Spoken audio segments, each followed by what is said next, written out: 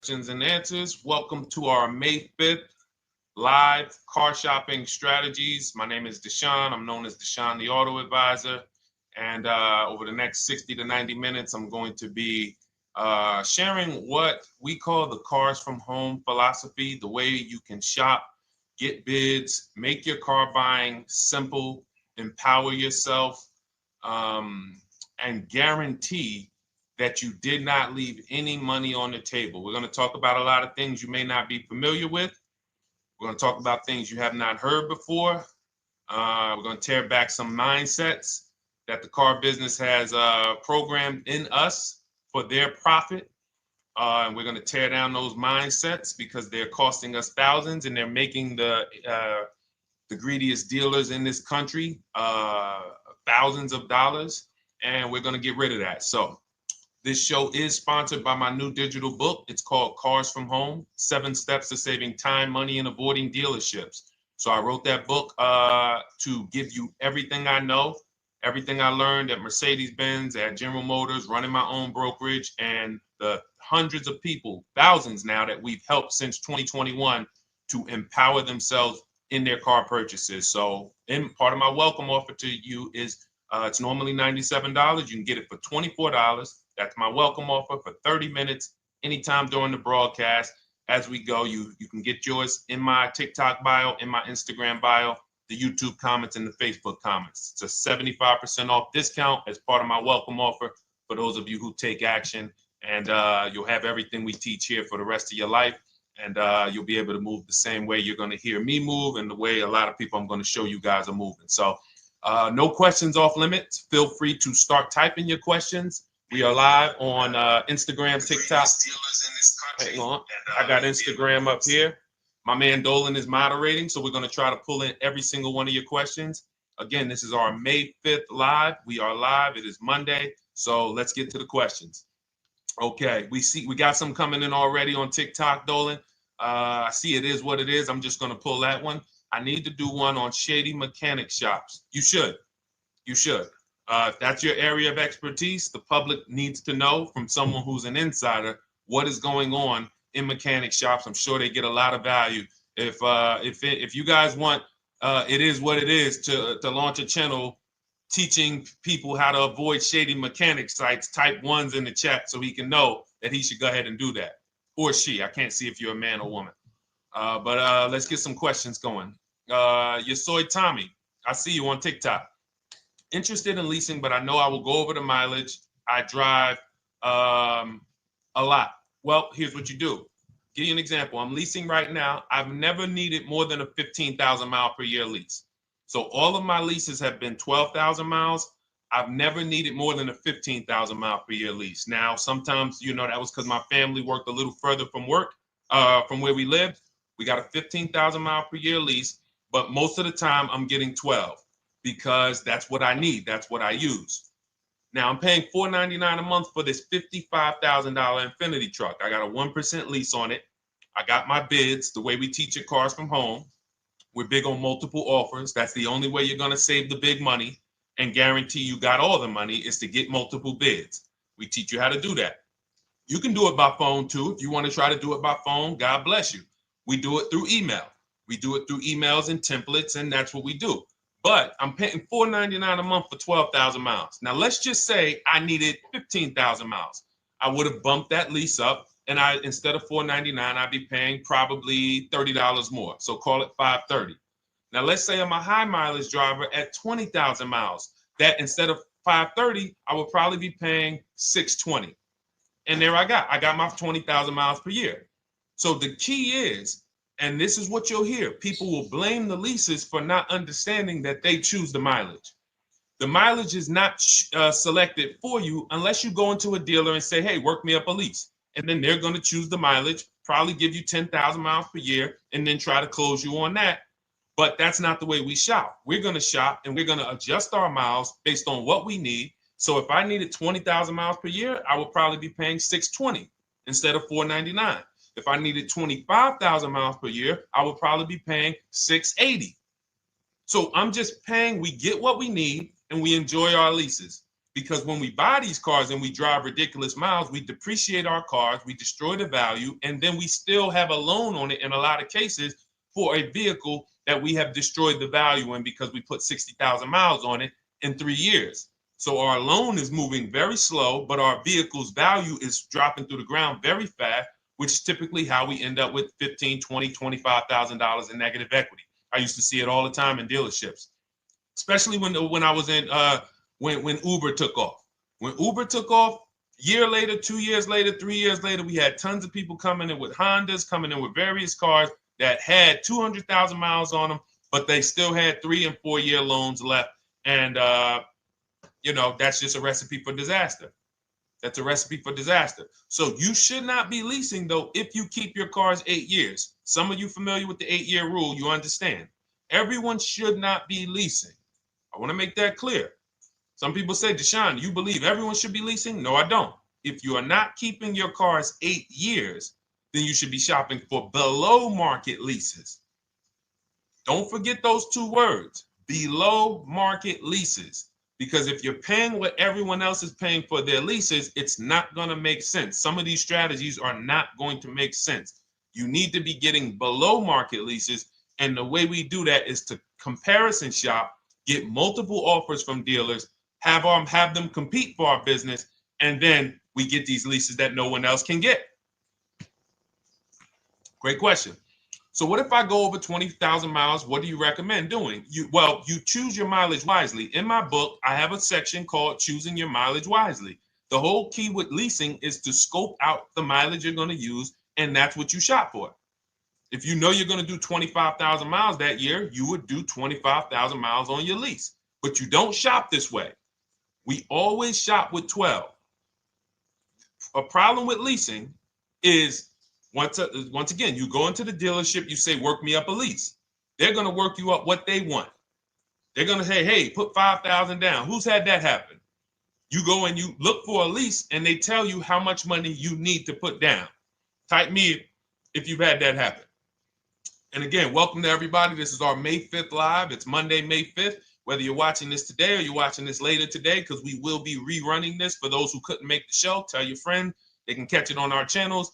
But this is our live show. We're live every single Monday through Thursday at 12 noon. So you'll see people who will go and get blessed transition. You've had this happen. This is what you go in. They work you up a lease. Here, you need 3,000 down. Yeah, you need 3,000 plus your taxes and fees. What do you want to do? So that's them customizing our leases. We never want to do this. We want to customize our lease and run it like this, a template. All your leases you get with, ready? 12,000 miles per year. First month's payment only due at signing. That's it. 12,000 miles per year. First month's payment only due at signing. That is how you shop all of your lease offers, because this allows you to now use the 1% rule, which I didn't create. A lot of lease savvy people know about the 1% rule, where your MSRP, I'm going to just show an example of an MSRP, the price on the window sticker. Every lease is going to be brand new, guys, or either close to it. The price on the window sticker is the price we go by, the MSRP, and we're going to divide our monthly payment into the MSRP. And once we get that, the number, that's going to tell us if we got a 1% lease, if we got a 1.5% lease, if we got a 1.8% lease. And what we did was I created the 1.5% rule to know we were overpaying for leases. You don't have value when you lease something over 1.5%. But let's keep it to the point. The point is you're shopping all your leases, first month's payment due at signing, 12,000 miles per year, and then you're using the 1% to 1.5% rule to gauge the value. Once you find your best offer, that's when you go and you say, can you please adjust the mileage down to 10,000 because that's all I need, or up to 15,000 or 18,000. You shop your offers with 12. You find your best offer concerning what value is, 1%, 1.2%, 1.4%. You lock that up, and then you tell them, show me what the payment will be with 20,000 miles per year or 15,000 miles per year. That's going to keep you from walking into these 80% dealers which are never going to give you a below market deal. When they drop their prices, they're never going to drop low enough to beat their competition. That's why their name of the game is them keeping you from checking their competition. And then you avoid these people, you find those deals, and then you adjust the mileage with that dealer. But choosing your mileage is very important with a lease. And that's why you should take 5 minutes, 10 minutes, tally up your lifestyle over the next 3 years, and you choose your mileage that you need. Great question. Let's go, Dolan. I'm getting married today. Congratulations to Ash on Facebook, everybody. Ash is getting married today. Congratulations. May God bless you with a healthy, lifelong marriage. Hallelujah. All right. Angel on YouTube says, can I lease for 36 months, then purchase to have a lower payment instead of buying at a higher payment? Now, what he's asking or she's asking is, I want this new car, but if I buy the new car, then I'm going to have to pay for the new car, in which case it's too unaffordable. So can I lease it first and then buy the difference at the end? Yes, you can. Let's talk about why that's not that financially wise. There are signals, guys, that tell us we are looking at vehicles that are too expensive for us. Signals. Would anyone on here take a 50-year mortgage? Anybody? Anybody? We got some smart people on here. Anybody volunteering for the 50-year mortgage, ladies and gentlemen? Anybody? Come on, somebody.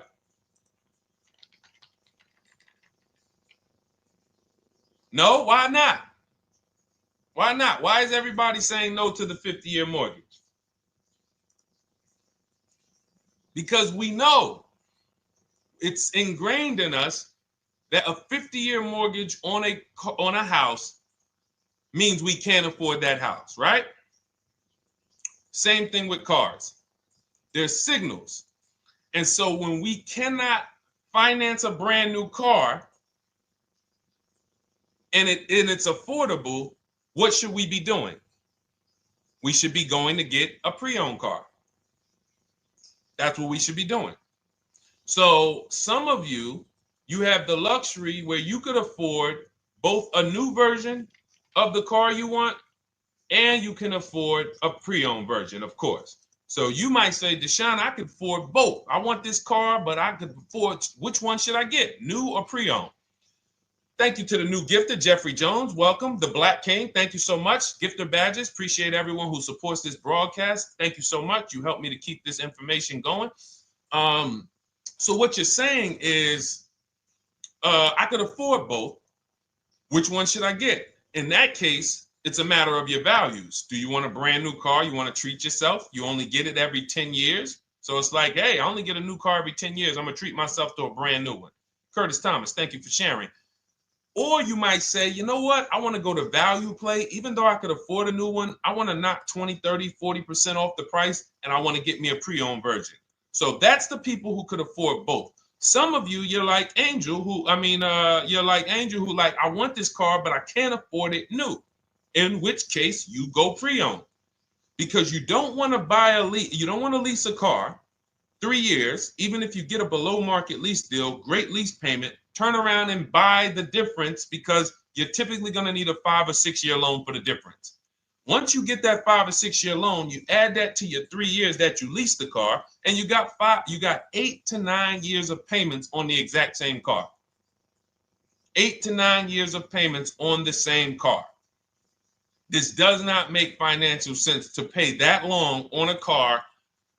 This is, you can't reach the reward stage where the car is paid off and you're putting money to the side for maintenance and repairs. You know, you got a paid off car, because the goal with purchasing is to get to that long-term ownership where the car is paid off. I don't owe anything on it.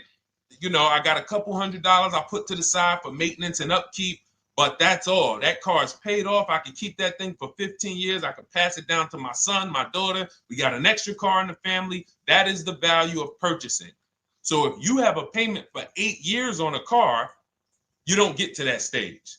So that's why before I would ever recommend someone lease and then purchase the balance, I would recommend someone purchase a quality pre-owned car and get it at a below market price. Okay, does that make sense? Okay, everything that we're talking about, guys, is in my new digital book. It's called Cars from Home, 7 Steps to Saving Time, Money, and Avoiding Dealerships. Has everything we teach, because the name of the game is learning how to structure your deals. When should I lease? When should I purchase? And then once you have your structure, getting bids on everything to make sure you don't leave any money on the table.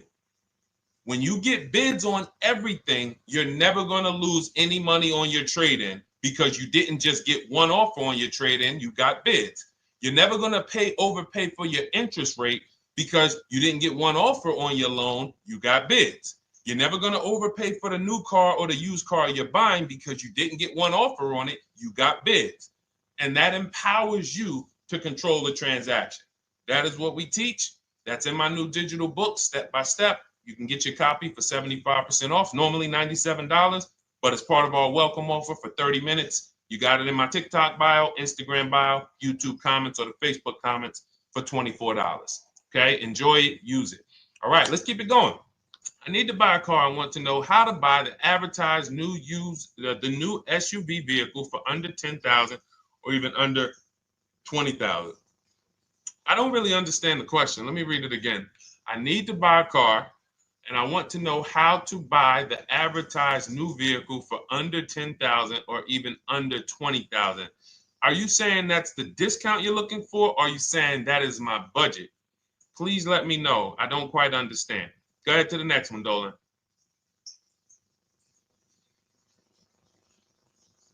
All right. If the Carfax report only has service maintenance, is it okay to purchase? Okay, so all right, this is a great question, guys. This is about used cars. Who's going to be shopping for a used car in the next year? Type the letter U. Type the letter U if you're going to be shopping for a used car in the next year. And for those who just joined, this is our Monday, May 5th, live car shopping strategies. So we are live every Monday through Thursday at 12. And for those of you who are watching the rebroadcast later in the day, you can, you'll get your questions answered. Somebody might ask a similar question, or you can join us Monday through Thursday at 12 live.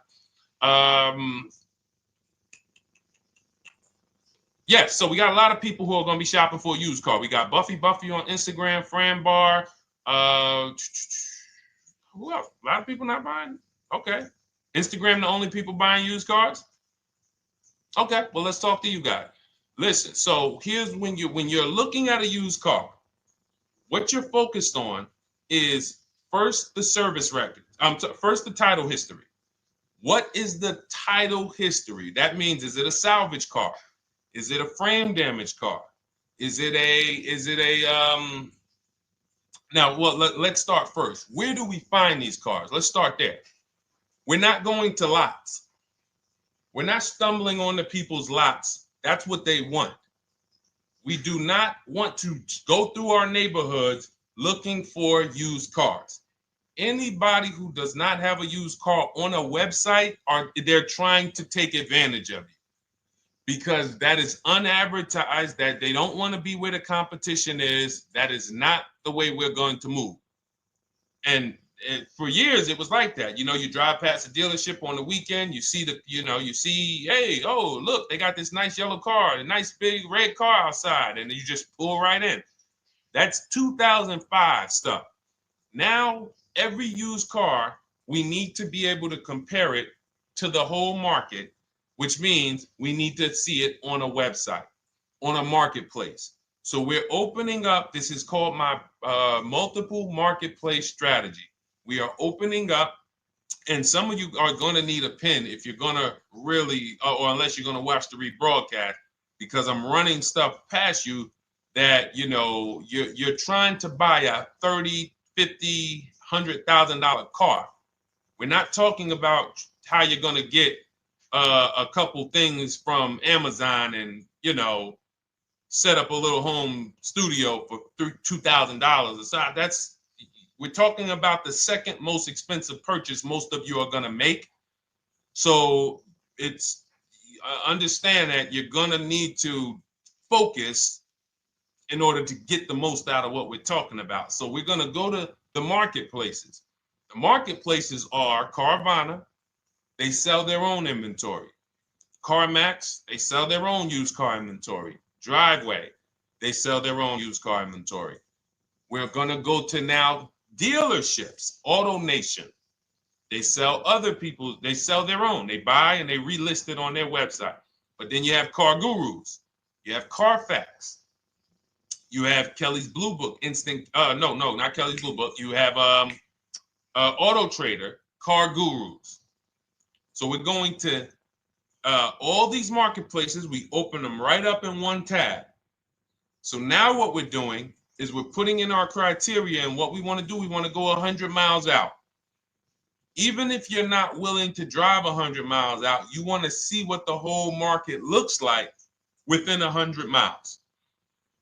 So now, if you know what you can afford, then you can put in your price criteria. I have a tool that I created. It's called the Perfect Budget Calculator. Some people who have my book, you've used it, where you put in your down payment preferred, you put in your interest rate, you put in any equity from your old car, and it tells you, because what you tend to miss is the fees. That's what you tend to miss. So if you're not using this calculator that we created, you want to add another $2,000 or so, because you got to factor in the fees in that budget. Some of you go out and say, man, I think I could afford $30,000. Then when you find your car, they bump you up to $33,000 because you didn't factor in the taxes and fees. So this calculator does it for you in my book, and everything we use the Perfect Budget Calculator. But if you're not using it, just estimate another, a little higher. Now you put all of that into the marketplaces. Now you're looking for what the inventory is. Now, here's the reason why you must open up all these marketplaces. First reason, they have different cars on them. Carvana and CarMax has different cars than Car Gurus, Cars.com, Auto Trader. There's different cars on them.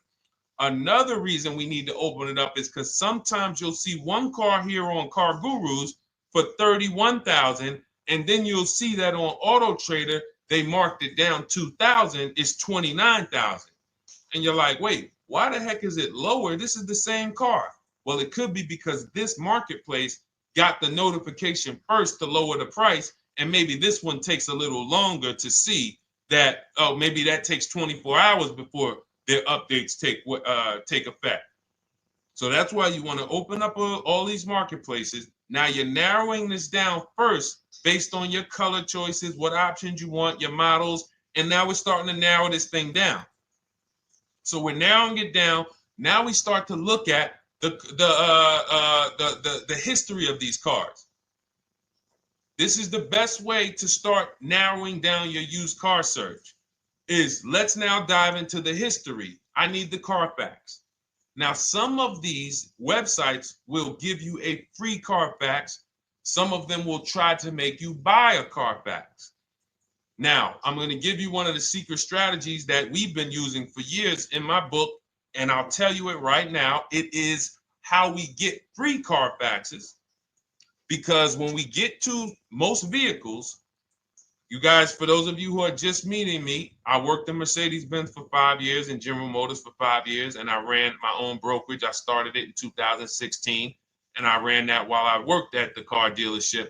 So I have a lot of experience and have seen a lot, and that's why I'm able to teach these things.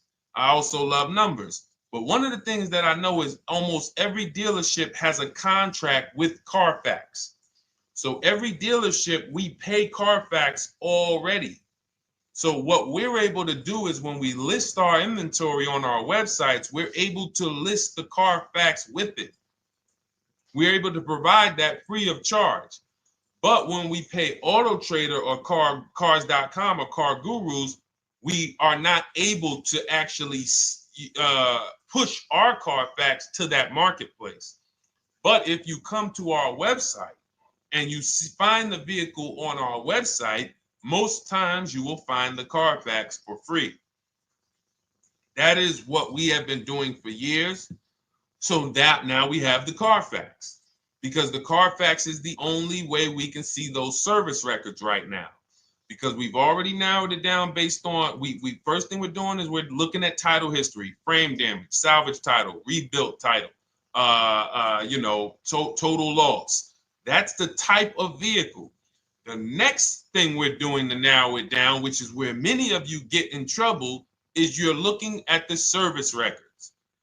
Skipping service records, buying used cars without seeing service records is disaster.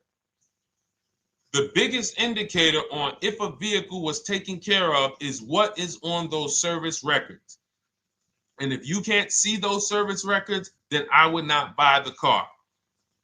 Somebody say, oh, I'm changing the oil myself. If you don't have proof that you have changed the oil yourself, I cannot see it. I cannot see that you have maintenance this car, and that's a turnoff for me.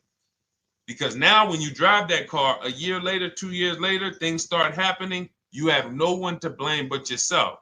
Now the regret kicks in. Man, I knew I shouldn't have got this. But chances are, if you find a quality vehicle and you see service records on that previous owner's report, that's going to lead to a quality experience.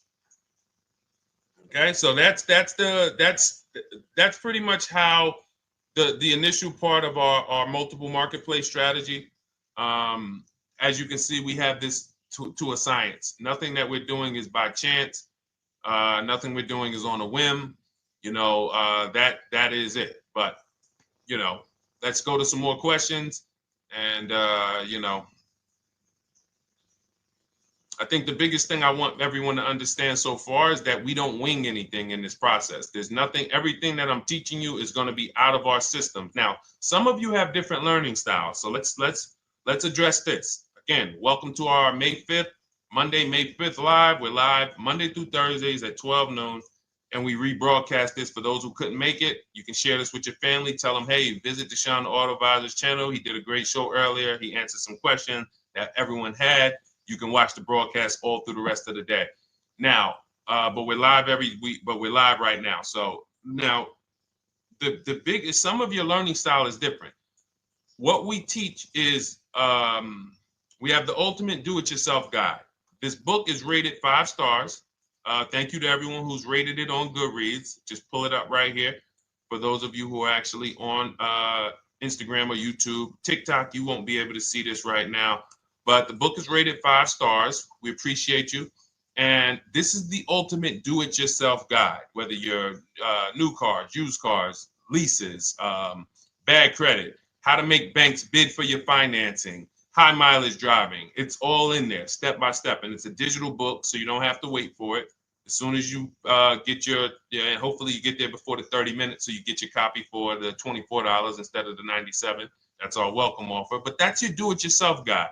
Some of you, you're a do-it-with-you person, and that's Shop with Deshone. You like videos instead of reading.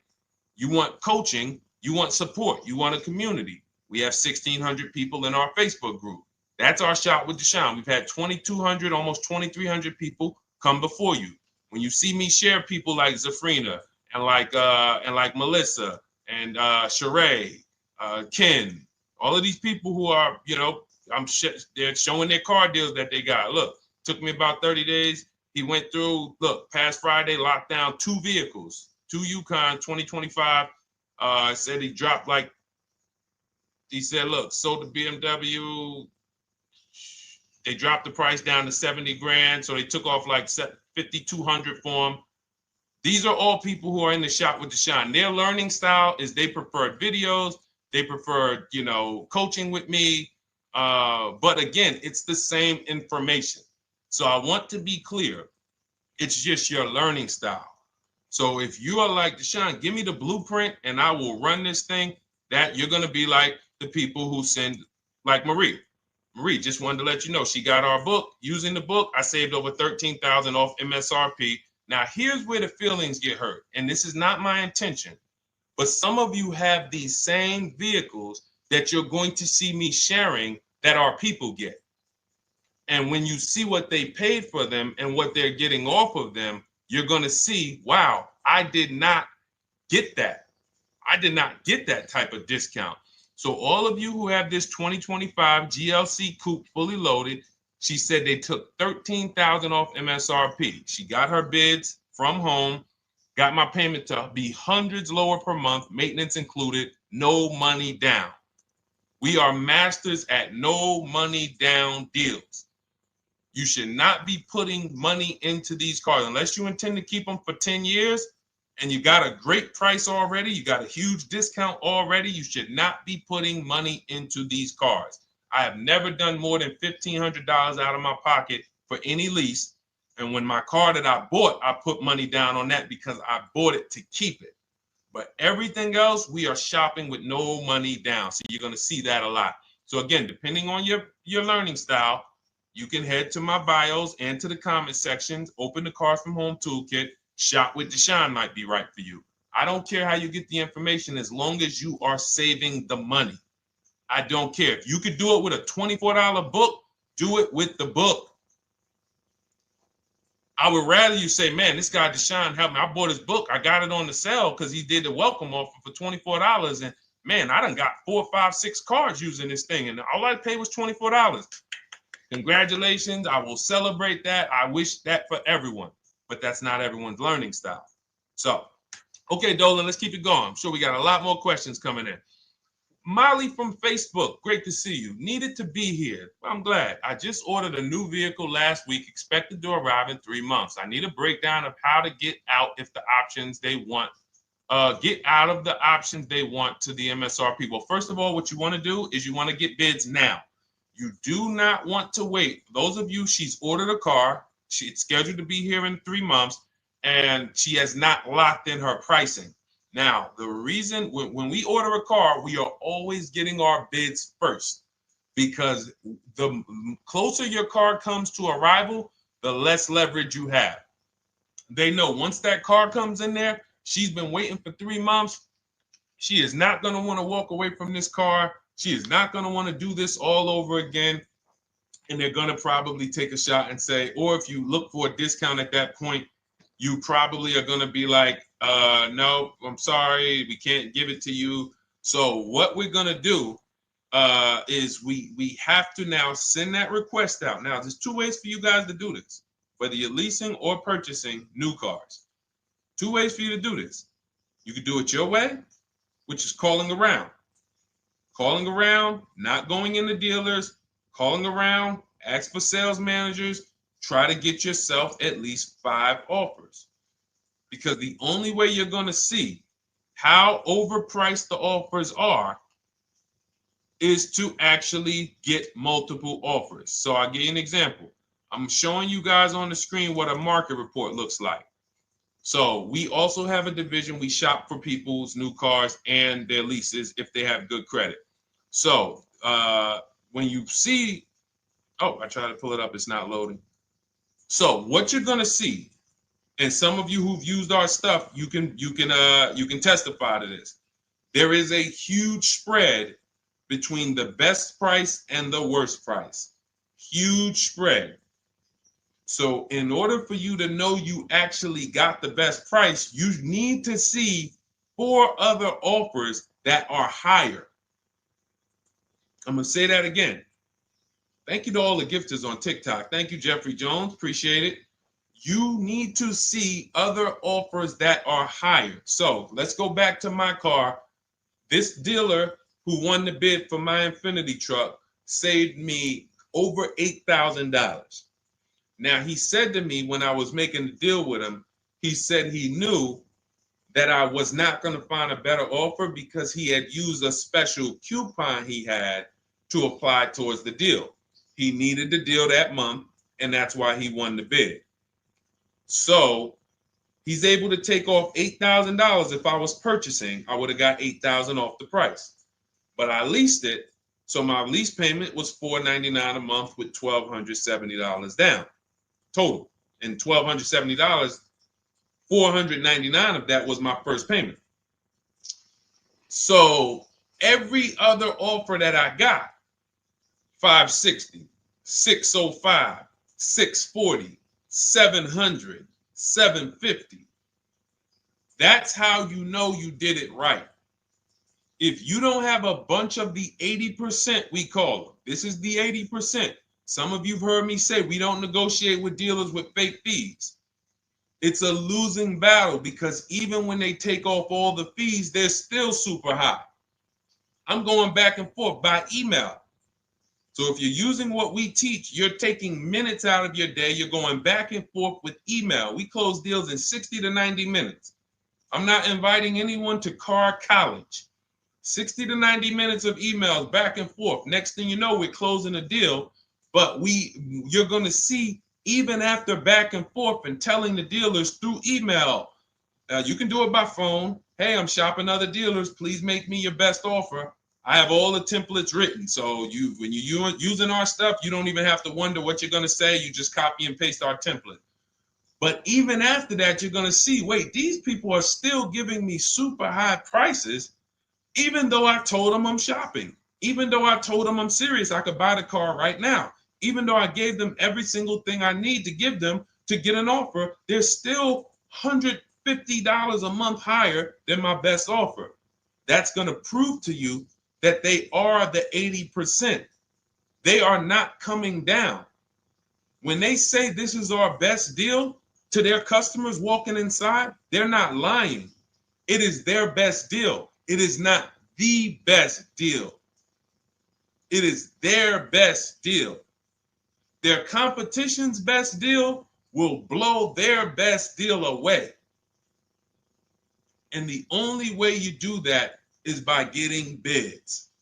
So that's what you need to do, Molly. Take exactly what you're looking for. If you want to call around, call some sales managers and say, hey, listen, this is what I'm looking for. I put in an order, but I'm not dead set on the price yet. Haven't really gotten, I want someone to lock in a price for me. And hopefully you're purchasing, because if you're leasing, it's tough, because once that lease comes in, you do not know what the lease program is going to be. So if the lease program is bad, then you could find yourself jammed up. Now, here's what we try to do to prevent that. It's not always possible. Here's what we try to do. Once you have found the best dealer who's won the bid, now what you're going to do is say, based on this price that you're selling me the car for, can you give me a lease estimate now? So let's say I'm ordering this Infiniti. I shop around, I find a dealer who says, all right, Deshone, I'll place the order. I'll take $6,000 off list price for you if you do the business with me. Perfect. Can you give me a lease quote based on that now? I know this is not the vehicle. My vehicle's coming, but can I get some type of an estimate of what it would be? And then I look at that, and if it's affordable, now I place my order. But I'm not placing an order for a lease blind, not knowing what my payment's going to be when that car gets here. Okay? Does that make sense? I know I may be typing, this is heavy. That's why I told you guys, when you're here with us in car buying, below market car buying strategies, this is like short 60 to 90 minute master classes. This is not lives where I'm showing you how to make macaroni and cheese and turkey and like, okay, yeah, you got your music playing in the background. Hey, listen, all right, what I need? Oh, hand me the Sazon. No, you could do multiple things.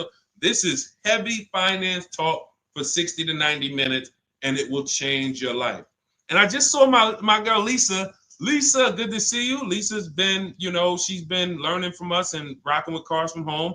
Let me see. I'm glad you clarified, even if no money down on the lease, you still really have to give them the first month's amount. Yes, I don't know what I'm going to do yet, buy or lease. No matter, I'm learning lots and sharing with my peeps. Thank you, Lisa. Thank you. Now, technically, you don't have to give them the first month's payment either. What I do is our templates all involve shopping, first month payment due at signing. But if I wanted to, so let's say, for example, on this $499 a month lease I got on the Infiniti, and I'll actually will add this because I'm glad you said that. The lease that's your first month's payment, so it's not considered money down. It's considered your first month's payment because you're leasing, you're paying 36 months or 39 months. We don't do 4-year leases. We don't even do 3.5-year leases in most cases. We're not doing it. It's 36 months, 39 months. And if they have a really, really good program for 2 years, they will tell us about it. But we shop for 36 months. But you can tell that if I wanted to tell them, you know what, I want to do a straight sign and drive. I don't even want to give you the $499 for the first payment, which means you're asking them to pay the first payment, then it would have just been $500 going back into the cap cost, which would raise the payment probably with interest and taxes, maybe 15, 17 bucks, something like that. So if I truly wanted to bring nothing to the table, I can just have them to, cap the first month's payment. You can do that. You can do that. So you can ask any questions. I know you're in our Facebook group, and so you let us know. But the 8-year rule is your basis for leasing versus buying. The 8-year rule, when you guys open up my book, you'll hear me talk about this. I'm going to make a whole lot more videos about the 8-year rule because it is the parameters for how to know whether to lease or buy. It takes into account how drastic cars depreciate. They lose value like crazy. All the losses are in the first 5 to 7 years, and you don't win until you've kept the car at least 8 years, compared to someone who's getting a below market lease. So let's take an example. You look at somebody like, look, Brian. Brian got my book. Just finalized my first ever lease using your system. 2025 HRV Sport all-wheel drive, $30,000, $505 MSRP. So this is a $31,000 vehicle almost, and he got it for $395 a month, which is a 1.2% lease, no money down. Now, his initial quote from this dealer was $434. This is the winning dealer. But in my book and in our systems, we have a counter offer calculator where we put all the offers we get into the calculator, and then it calculates the best offer and it tells us what to counter. So his initial quote was $434. He countered with the calculator and ended up closing his deal at $395. So these are the people that, for all of you who you're like, wow, are there any cars out there with a $300 payment anymore? Well, if you're buying a car, you are buying it at a $300 payment. You could only spend, who knows, every $5,000 on a vehicle is about how much per month? Every $5,000. When you're looking at a car, every $5,000 on a 5-year loan, which is what you should be defaulting to, is about how much per month. Thank you, Nikki. Nikki got a #1 gifter badge. And I don't really know what all of that stuff means, but I definitely appreciate it. The Black King, thank you so much. I just know it means you guys support the show. So I appreciate it. So who knows? Every Nucci Graham is and I wanna Nucci Graham will address you next, because as soon as you get your book, on the thank you page it says, "Thank you for your purchase. Click below to open your book." So we'll address that shortly. But okay, thank you, Lisa. Yes, every $5,000, and Nikki, $100. So this keeps you in the safe zone. When you are looking for how much loan I'm going to take, you are looking and saying, every $5,000 is going to cost me roughly $100 per month. So if I want to spend $400, then my loan needs to be about $20,000, which means I'm looking at this car. If I'm going to buy it for $23,000 plus fees, and I want to be at $400, I'm going to have to come up with some more money down, because I need to get my payment here. I need a $20,000 loan. I'm not going to go in looking at a $20,000 car and thinking, man, can they get me to $250 a month on this? No money down, because the math doesn't make sense. Because the only way they can get you to that is to put you in a 7 or 8 or 9 year loan, which is a horrible deal. And they've done it to a lot of people, because you go in and you just say, get me to this monthly payment. And they're like, well, you didn't say how long. You come in later, hey, man, my loan is, I remember, man, a guy called me, and this is, unfortunately, people are not trained to look at how long their loan is. Early in my career, I think I was still with General Motors, and a guy came in and he had some vehicle, And he was like, you know, D, could you look at this, man, and tell me, because I don't, you know, I'm trying to get out this thing, man. They telling me I can't get out of it now. That's a recipe. You bury yourself when you make these types of moves. They're saying I can't get out. I looked at his contract. It was a 96-month loan. 96-month loan.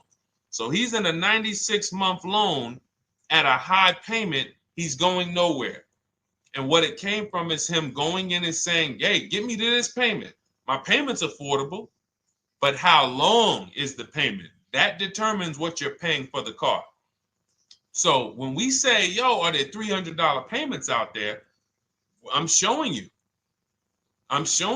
Leasing, there's cars you can drive 30,000 miles, $30,000 cars, beautiful vehicles, payments in the threes when you're shopping and getting bids, and you're finding vehicles with great lease deals. At the same time, on a pre-owned car, that's only going to get you under 20 grand, between 15 and 20 grand. So it's about getting the most for your money. And getting the most for your money, you must take into account the 8-year rule. If I'm not keeping a car 8 years, I should be shopping for a below market lease. I'm not tying up any of my money in this car because I'm not keeping it long enough to have all of that money benefit me. Does that make sense? Type ones if that makes sense. Type dollar signs if that makes sense, because this is about money.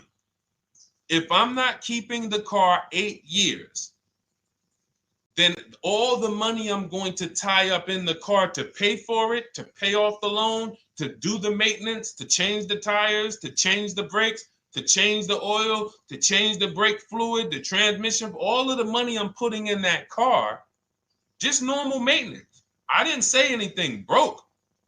Normal maintenance over 7 years. I'm not going to keep the car long enough to have that make sense. Whereas had I leased, I'm just below market leases. I'm just literally paying cents on the dollar, changing my oil. Most of the times I'm out the car before I need brakes, unless some of you are driving 15,000 mile a year leases, and then sometimes you will replace the brake, but it still does not compare to the cost of purchasing. And you know, throughout the show, I'm gonna show a lot more lease deals and a lot more discounts. But the reason why I show you guys the lease deals is because the money doesn't lie. Unless you're just hell bent on paying more, the money does not lie. You can't compare. When I was, you know, I'm driving $40,000 cars, my payments have a 3 in front of them, and my friends are driving $20,000 cars, and their payments have a 3 in front of them. And those cars are used, need maintenance, you know, warranties done ran out after 4 years. I'm over here driving brand new cars, problem free, and they're paying the same amount or more than me, and they're driving inferior products. And then once they really get tired of the car, they go ahead and they trade it in and they start the process all over again. So it's bad financial advice that the car business never trained on, and they just love for people to be ignorant. But we're not going to be ignorant here. All right, Dolan, let's keep it going. By the way, all of you who just joined, this is our Monday, May 5th live. We are live every Monday through Thursday at noon. So for those of you who may be watching the rebroadcast, we rebroadcast the show all through the day. So for those who missed the show, you can either, you know, or some of you want to tell your friends, oh, hey, you're shopping for a car, go watch this show. And we'll rebroadcast this show all through the day.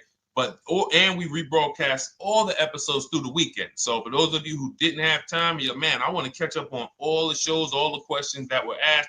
We'll rebroadcast those through the weekend. But we are live every Monday through Thursday between 12 and usually 1:30. You can have your friends and family tap in. You can bring your questions, and we try to get to as many as we can. All right, Dolan, let's keep it moving. Let's get to some more. What are the companies for loans? Well, there's a lot of them. First thing you want to do is, so we teach something called the bank bidding war. This is a question, because here's my question to you guys. Where do you get your car loans from? Here's my question to you. And I'm going to tell you how we should change the answer, because I know what some of your answers are going to be. Where do you get your car loan from? Some of you are going to say my bank. Some of you are going to say the credit union. Some of you are going to say the dealership. But all of those are not the answers we want to go with anymore. Here's the answer. You got it, Nikki. I love Nikki. Whoever gives me the best rate. That is going to be the answer moving forward. If you're using what we're teaching, that's your answer. Whoever gives me the best rate. What, in other words, whoever wins the bid. So what we're doing is we are not just going to our credit union and having them run our credit, give us a rate, and now we going out and we're shopping with a check in hand and we're shopping with our back against the wall because the bank says, well, hey, you know, your pre-approval expires May 17th, so you hurry up and find a car or you're going to have to come back and run your credit again. Now we're over here and our bank is putting our back against the wall. That's ridiculous. So what we do is we use what you should do is you should look at the average interest rate. If you have average credit, look at the average interest rate, and then you use that to budget. Again, I have a calculator that we invented. It's a proprietary calculator. You can't find it on Google. It's in my book. It's in our course, Shop with Deshone, in our checklist, our video checklist. This is stuff that, again, we don't, if you notice stuff that I teach, it's not anywhere. Deshone, why can't I find an 8-year rule on YouTube? It's because it's Cars from Home. We created it. I can't find the 1.5% rule. No one else teaches it. That's because it's our intellectual property. We created it. I don't mind people saying it, but they need to understand we didn't find this stuff. We created the stuff. So calculators, we invented them. So this calculator you take this interest rate, but even if you want to use a standard payment estimator calculator, you can take just what I said. Remember, add a little bit more for the fees, because that's what you're not taking into account. The fees, the taxes, and that's where we get in trouble. My calculator, our perfect budget calculator, does that for you. So now you want to look at the average interest rate. Type in average rates for cars. Use that for your budget, just so you can know about how much car I can go and get. So between what I told you about the 5,000 being $100 a month, and that last part about, adding a little bit more and using the average interest rate, you should have a good gauge on a range of car to go and shop for. Now, once you now shop your market, whether you're shopping new or whether you're shopping pre-owned, once you find no one's touched your credit till now. No one has touched your credit with a hard pull, especially now. We do not, in order for this to work, like what Nikki is saying, where you're only giving your business to the bank or credit union that gives you the lowest APR. In order for this to work and for you to be able to shop freely, no pressure, you need to make sure you don't let anyone run your credit with a hard pull before you find your best deal on a car. Soft credit pulls, estimates of budgeting, the way I just said. Now, you go out, you find your car, whether it takes you a week or a month or 3 months. Bang, I found my car now.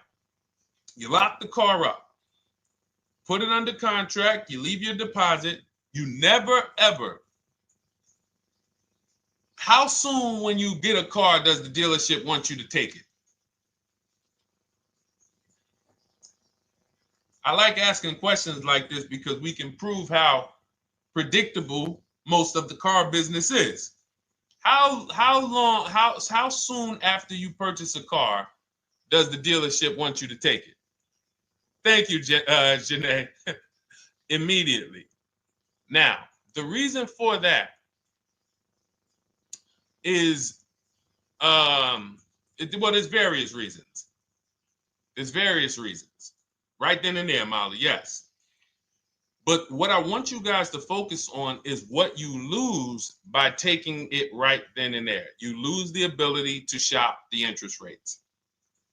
And shopping the interest rates is very important because you'll always wonder, could I have gotten a better rate? So what you do is you lock the car up, you let them know, hey, I'm going to go home, just give me my, let me get my paperwork so I know exactly how much I need to tell my bank. And here's the key, if you guys can beat what my bank or credit union gets says, then I'll give you the loan. See, some people think that I teach don't let the dealerships compete. I never teach that. What I teach is don't let the dealerships be your first offer ever. They are always your last offer, and they're competing against other offers that you got. So now you're going home, your car's waiting, you're going to see what your bank, your credit union can do, and then you go online. You can go right online. Auto loans online, auto financing online. Let all of these banks and credit unions access your credit now with the hard pull, because there is an article that Experian did, and you can find it at almost any credit bureau, wrote an article on rate shopping. They allow you to have multiple lenders compete for your business within a small period of time. They say the window is 14 to 45 days. So if the window is 14 to 45 days, how quick do y'all think I want you to do it? If the window says, because that's a big window, as long as you shop within that window, at the end, those multiple inquiries will have the same weight on your score as one inquiry, because it looks as if you were shopping and you were doing your due diligence. Thank you, Greg, Sheila, with these gifter badges. I don't know. It's like a nice. I appreciate it, Glendale. Thank you. So with these, when these banks are competing, what you're trying to do is say, everyone here on my end, we call this the bank bidding war. This is round two. Round two is you are bringing your car home. I'm sorry, you are at home. You're going online. You're calling your bank. You're calling your credit union. If you have one, you're going online. This will take you literally one day, not even. Just maybe take you an hour. Because if they say that the window to shop is between 14 and 45 days, I want you to do it in 24 hours. We want all the competition in 24 hours. Because that guarantees we are way within the window. They're going to look and see, wow, this person bought a car. They had multiple lenders competing in a small period of time. They're not out here just letting people run their credit over, every week. Some new banks running their credit. So now you call the dealership afterwards. You say, hey, the best offer I got was from such and such credit union or such and such bank. If you guys can beat it, I'll give you the business. You allow the dealer to now shop you to their banks. In which case, they're going to call you and say, hey, good news, we got you a better rate. Or, hey, good news, we couldn't beat the rate, but we can match it. In which case, they save you the time, they save you the paperwork. Or they're going to say, hey, listen, that's a great rate you got. We can't beat that. None of my banks can beat it. And in which case, we guarantee all around we got the best rate, which is the goal we're looking for. As Nikki said, I'm only giving my business to who gave me the best rate. That is the bank bidding war. So when you get your digital book, Cars from Home, you'll get that in writing. We also have it in our Shop with Deshone video checklist for those of you who are more do-it-with-me types. Again, we're all about your learning style. And some of you just like, Deshone, I see you. Can you shop for us? What are these? I'm seeing a lot of you guys shop for people, new cars, new cars, leases only. And you have to have good credit. Your FICO scores need to be over 670, all of them. But if you don't, again, same result. We've been helping people get these results since 2021. And again, I am all about speed. These are short videos. The book is boom, action steps, action, action, action, action. I'm not trying to teach you everything about cars. I'm trying to walk you through a path, a 7-step path to get to the result you want all the time. Okay, I'm not taking you to car college. You're not going into the car business. You just need to know how to get the best deal. And that's what it's about, step by step. Okay, but for those of you who are just coming on, this whole show is sponsored by my new digital book. It's called Cars from Home, 7 Steps to Saving Time, Money, and Avoiding Dealerships. It's a digital book. Everything we teach about new cars, used cars, leases, below market financing, high mileage driving tips, bad credit tips for those of you who have your credit is not going to qualify you for everything else we're talking about. You need specific strategy. We have that specifically for people with bad credit inside my book and inside Shop with Deshone. So that's why I never believe in one size fits all car buying advice, because all of you are in different situations. So how does somebody look saying, you all should do this? We're all in a different situation. I have a trade-in. He doesn't. He has a lease that's coming due. He doesn't. Oh, he has a lease that's coming due. He has equity in it. We need to help him get that equity out. He has a lease. It has an equity, but it has a third-party restriction. We can't talk to people the same. That's why everything we do is custom and letting you know, no matter what your situation is, it's very common to us. Very, very common. So, all right, let's keep it going. We got some more time, Dolan. Pull them up. More questions. All right, yeah, I see we got a couple more coming in on TikTok. How do I get the book? Well, the book is in my TikTok bio. In my Instagram bio, there's a website there. It's Cars from Home Toolkit. And then you'll see the welcome special for $24. So the book is normally $97, but as part of our welcome special, you got 30 minutes to get yours for $24. So you won't pay the $94. You get 75% off. We also have a link for you guys on Facebook and YouTube in the comment section so you can get your copy. And if you're going to spend a couple more minutes with us, I would appreciate if you share the broadcast with one person that you care about, so that can help. We can help get this information out, and we can help change lives. If you didn't receive your ebook, well, first of all, as soon as you purchase your book, you're going to see a thank you page. It says thank you. Screenshot this page, and then it says below, click the link below to open your book. So you actually get the link to open it as soon as you make the purchase. And then I say I also emailed you a copy. So sometimes people type their email in, one letter's wrong. Obviously, we can't send a book to an incorrect email, which is why I have my support team's email right on there, so that if you don't see that book within 5 to 10 minutes, you email my support team, hey, I didn't get the book. They'll get you the book right away. So as you can see, I want you to, Dolan, can you put up, do we have anywhere with we can put up the support team's email for this person? And just send an email to support. There you go. Thank you so much. Support at Deshone the Auto Advisor. Thank you, Dolan. Best moderator in the world. All right, so shoot them an email. Just let them know. Give them your first and last name, and they'll check the record, make sure that we have a purchase from you, and they'll send you your book right away, so you can dig right into it. Okay? All right, let's keep it. We work with clients all around the country. What I'll start doing, I wanted to bring some on here today, but I can't load them up. The system is showing an error. So I got a lot of people. I always bring tests. I always like to show results. So, you know, I'm a results person. So you'll see a lot of people that I share. Brian, who has our book, and, you know, his lease. Marie with her $13,000 off. All of these people made deals from home. They were not in a dealership negotiating this. You got, look, Frank, I bought your book, used your system, and just closed my deal and have positive results to report. I love when y'all email me, by the way. Like, please continue to do this. A caveat is I wanted a just released 2026 Genesis G70 Advanced, and there are no incentives. I could have gotten incentives on the 2025. However, I wanted the 2026, and I was willing to pay.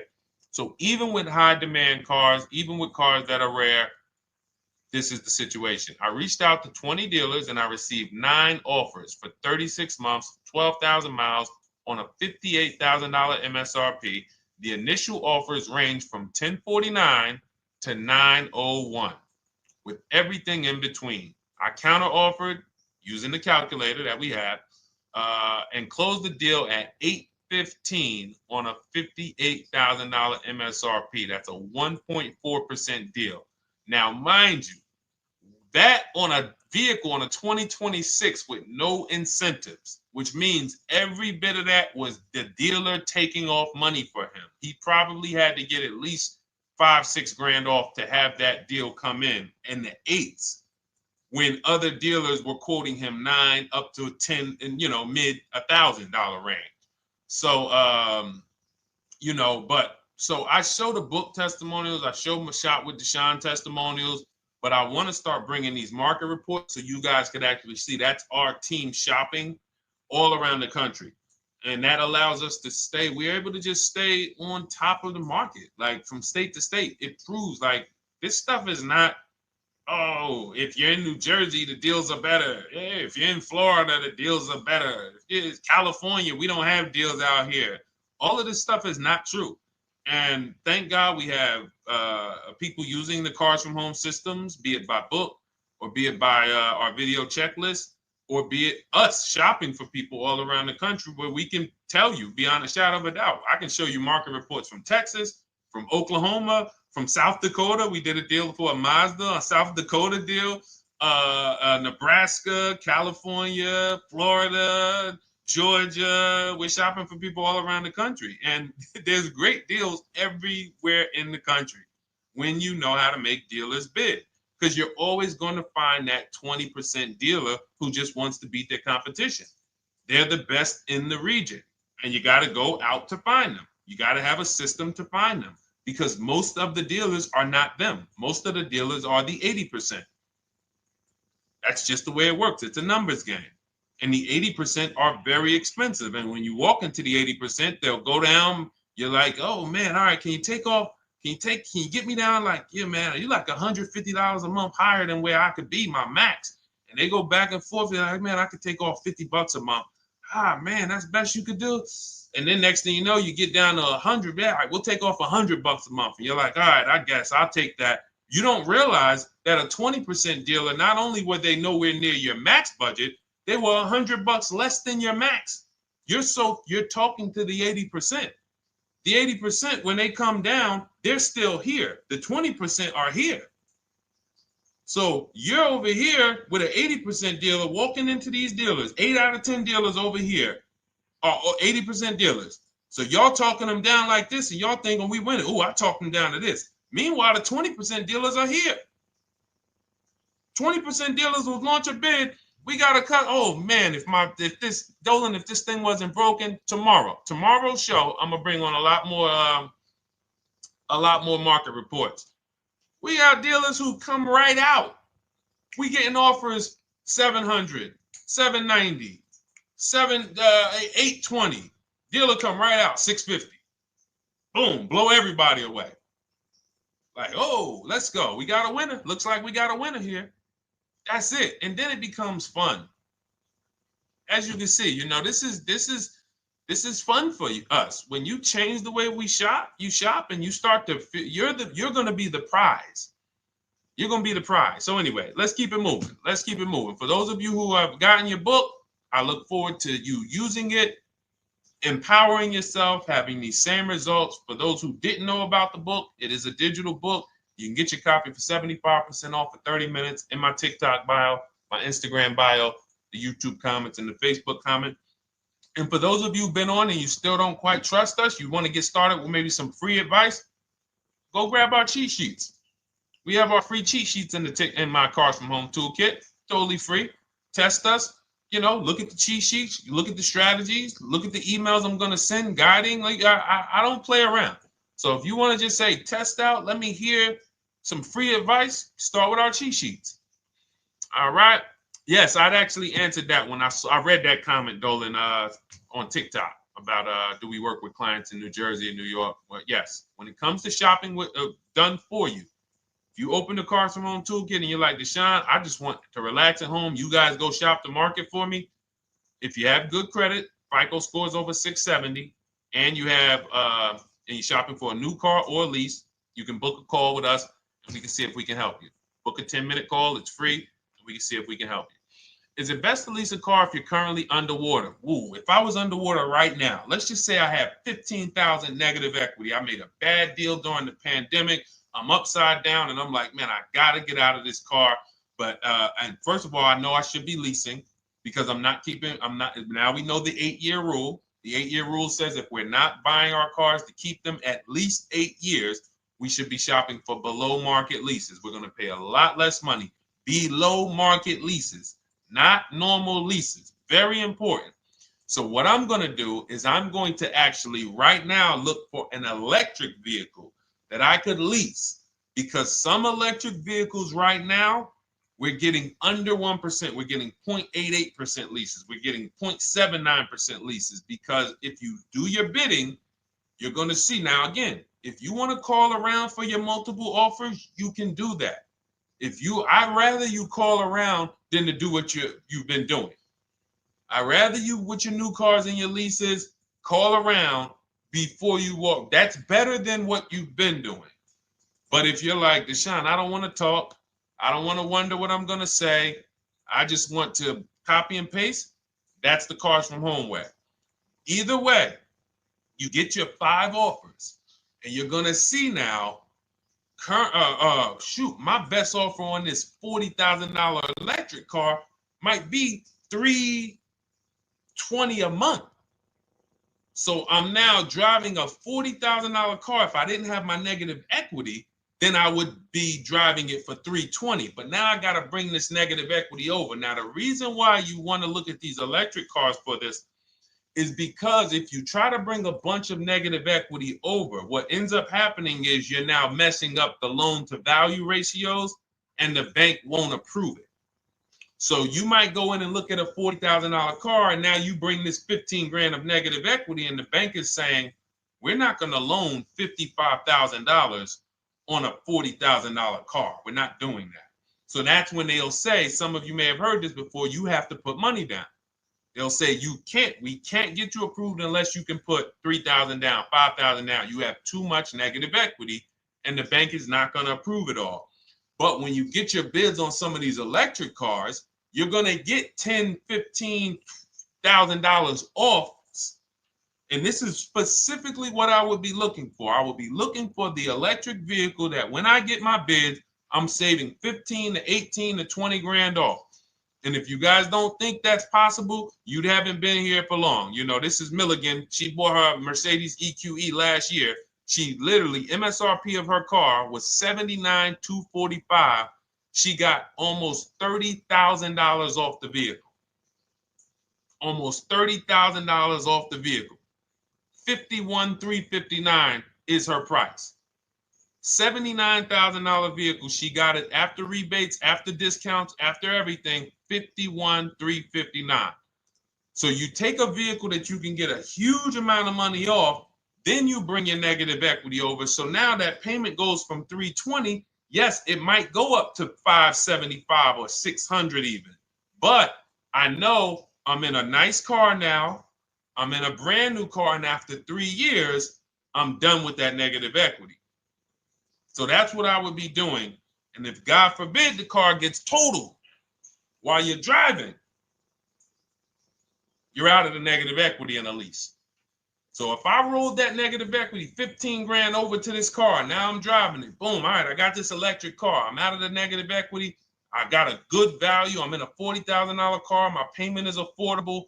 Now I'm driving. Oh, shoot, car gets totaled. I'm out. I can go get me another car now. I can go and get the same exact car, but I can get it for $320 now. So, you know, that actually is the reason why people commit insurance fraud and total their cars or get them stolen intentionally. But no, that's just something to keep in mind. Something to keep in mind. Because most of you, when you start leasing, you're going to see that was my reason for negative equity. That was my reason I kept having negative equity, is because I wasn't leasing. And that was the reason I was paying more money for cars than I should have, because I wasn't leasing. And again, the key is getting below market leases. You walk into a dealership and say, work me up a lease, you're not going to have these payments that, you know, we're talking about here. It has to be below market leases. That comes through multiple offers. Only way. All right, let's keep it going. A lot more questions. No gap then. Is that your first time leasing? Well, no, we'll get to that. I see it's a little conversation happening on TikTok over here. By the way, everyone, this is our Monday, May 5th live. We're live Monday through Thursday. Tell your friends, please. I would love for those of you who are going to keep joining us to see some friends tomorrow, family members tomorrow, co-workers. When you are at work, when you're talking to people, if they say they're car shopping, I would love for you to invite them to our live shows Monday through Thursday at 12. And if they couldn't make the show, we will rebroadcast each episode for the rest of the day. So after today, after we end the show, if you guys want to refresh on some things or you want to whatever, you want to send people, we will rebroadcast this episode for the rest of the day. And then on the weekends, we put together a weekly compilation. We broadcast them all just for the people who couldn't make the live shows. But every Monday through Thursday, we are here. And yes, happy Cinco de Mayo to you too, Nikki, and to everyone who celebrates. All right, what do you think about waiting till December mid-month to buy a vehicle? I do not. Dealers need cars to sell before that. It's a myth. All right, we're going to dispel a myth, okay? When have we been taught that the best time to buy a car is? Thank you to everyone running up the likes on TikTok. We're at 3,400 likes. Every time you hear something you like, you double tap the screen. That makes a big difference. It sends a message to TikTok that we're doing something good over here. Okay, end of the month. Yes, sweet now. End of the month. So we're gonna peel, like I told you guys when we started the broadcast, right? We are gonna, yes, Molly, last day of the month, right? So this is what we have been taught. Last day of the month, come on in. That's where your deals are, right? Let's look at this logically. As a former car salesperson, the times where where I saw the dealer or myself being the most desperate was the times where we did not have a lot of customers. Sometimes you look up, it's the 10th of the month. They call us into a sales meeting. They say, hey, guys, we got to sell 200 new cars this month.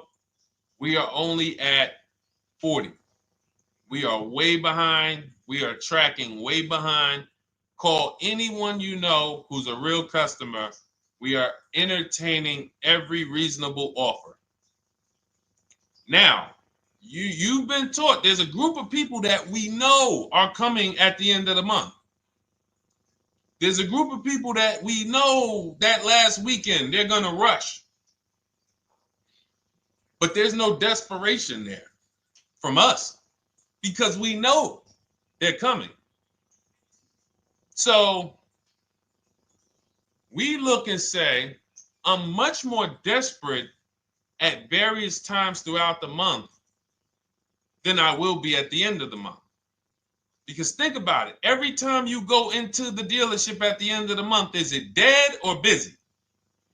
You go into the dealership most of the time at the end of the month, is it dead or busy?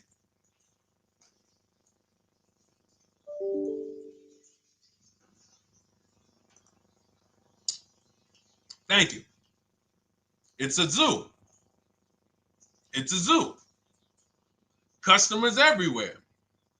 That means all the car salesmen are not worried about making a deal.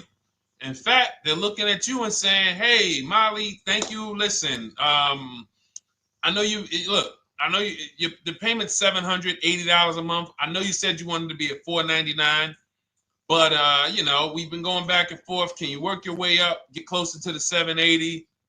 Because they know now we can take a shot. Because we have some other customers behind you, Molly. Did you see the people walking out? These people just walked out. They're mad. We don't have enough salesmen here. We got people waiting 40 minutes to speak with somebody. Do you think you're getting the best deal when that's the energy?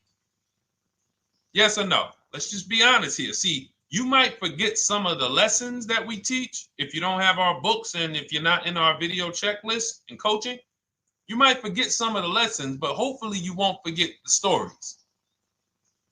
So you walk in the dealership at the end of the month, the place is a zoo. It's people everywhere. They're ringing bells. They got the big clown, donuts around. Hey, you want a donut? Do we think there's desperation? Thank you, Sheila. Thank you, Molly. There's no desperation here. And they don't magically wait till the end of every month to hit their numbers. Some dealers hit their numbers at the 25th of the month. Numbers are hit. We still got people coming in end of the month. So What we want to do to answer the question is we want to be positioned. What I like you to do, for those of you who are in an emergency situation, you need a car in a week, in 2 weeks, that's fine. Everything we teach can guide you. We've had people who got their cars in 3 days. Like that's not something that is let's see. This is my second go around, much easier, more relaxing experience. Calculator definitely helps. Turned in my CRV, got a 2022 Marcus, some dealers wouldn't do. Somebody, I wanted to read you somebody who got their car in like 3 days, 5 days. That's normal. Again, like I said, we're not taking you to car college here. Like you know, our step-by-step programs can get you to your cars in less than a week, 90 minutes. But you don't want all your car shopping to be emergencies, because here's where you want to be. You want to be able to say no for up to 3 months. Reason is, there's a group of people that walk into the dealerships. They're there right now. They're desperate. They're giving off desperate energy. They can't say no. They back themselves into a corner for whatever reason. If their leases are up, maybe they don't know you can get an extension. If your lease is up this month, you can call. You can get yourself an extension for 1 month. Some leases will be extended up to 3 months, up to 6 months. Those of you who have cars and you're like, Deshone, I'm shopping for a new car, but I don't need it. I just, my car still got some life to it, but, I want to look for something new. This is a position of power to be in. This is where you want to be. You want to be able to say to yourself, all right, let me look at the offers this month in May. All right, I'm going to follow up next month because the offers change. The used car market changes. The lease prices change. The dealer desperation, it changes. I'm not letting tariffs push me into doing something and making a bad deal. I'm not doing it. I'm not worried about tariffs coming, because there's going to be deals no matter what. If the prices of the new cars go up, what happens to the prices of our used cars that we're going to be selling? See, that's how we really won during COVID.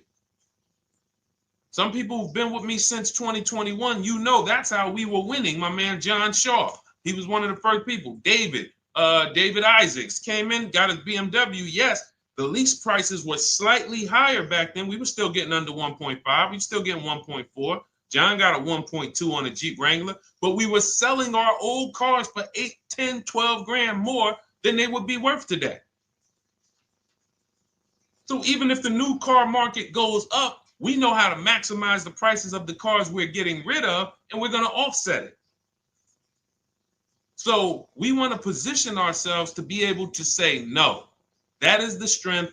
That's the leverage where we can say, you know what? All right, I'm going to follow up next month.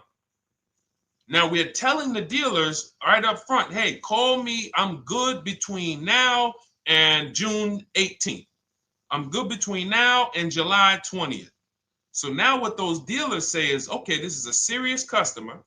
By the way, we have all this in templates. In my book, you fill out the template, you fill in, here's the day you can buy a car. This is your deadline. When we blast it out, these are things you can call dealers and you can tell them, hey, I'm good between now and anytime before the summer. Call me if you get a black one with the red seats and this package in it. If you want to call around, you want to do it that way, you could do that. But what you're letting them know is, call me when you want to make a deal.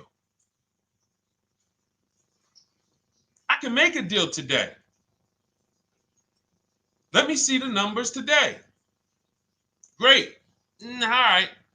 If sometimes you'll see that a car is a little bit out of the range we want it to be in, you might say, man, I'm looking for it to be around, 505. This thing's coming in about 550.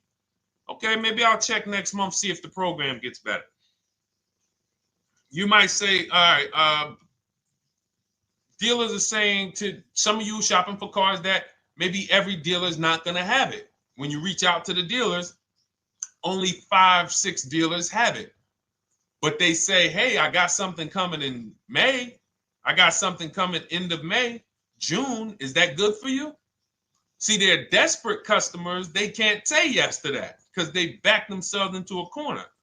But you guys now operating with a 90-day shopping cycle. If a deal comes today, I'm jumping on it. But if you got something coming next month, I'm jumping on that. Call me when you're desperate. Call me when y'all have that meeting. Hey guys, we're way behind. Listen, we need a deal. I'll take any deal right now. Hey, is that person that Sheila McCauley, you know, that last month, her number, we couldn't make that deal last month. Did she get a call yet? Hey Sheila, did you get a call yet? No, I'm still waiting. Okay, great. We can get to your number now. Perfect. Thank you. Positioned. So we want you to be positioned when you use what we teach, whether it's the Cars from Home digital book, whether it's the Shop with Deshone. For those of you who are like Deshone, let's do this together. I want the checklist videos. I want coaching. I want to be able to pop into the Facebook group, ask around. We can't give you that for $24. No author can give you the support. I got tons of books. There to be a man in his steps, Tony Robbins book. None of these authors can give me support for the price I paid for their book. That just can't happen. But some of you are like, you know what? This is a big investment. I want to make sure I have a access to, you know, systems for life. That's the Shop with Deshone done for you video checklist. And then you got coaching direct with me in our Zoom calls every second and first and third Wednesday. Twice a month we do. And then we got our private Facebook group with 1,600 people. And then some of them are sharp as me. I'm telling you, let's look at, you know, y'all know I brag about Rosalie. If you like Rosalie, if girl got 4 cars in within a year, you know. Her first car was the Infinity. She got her Infinity truck.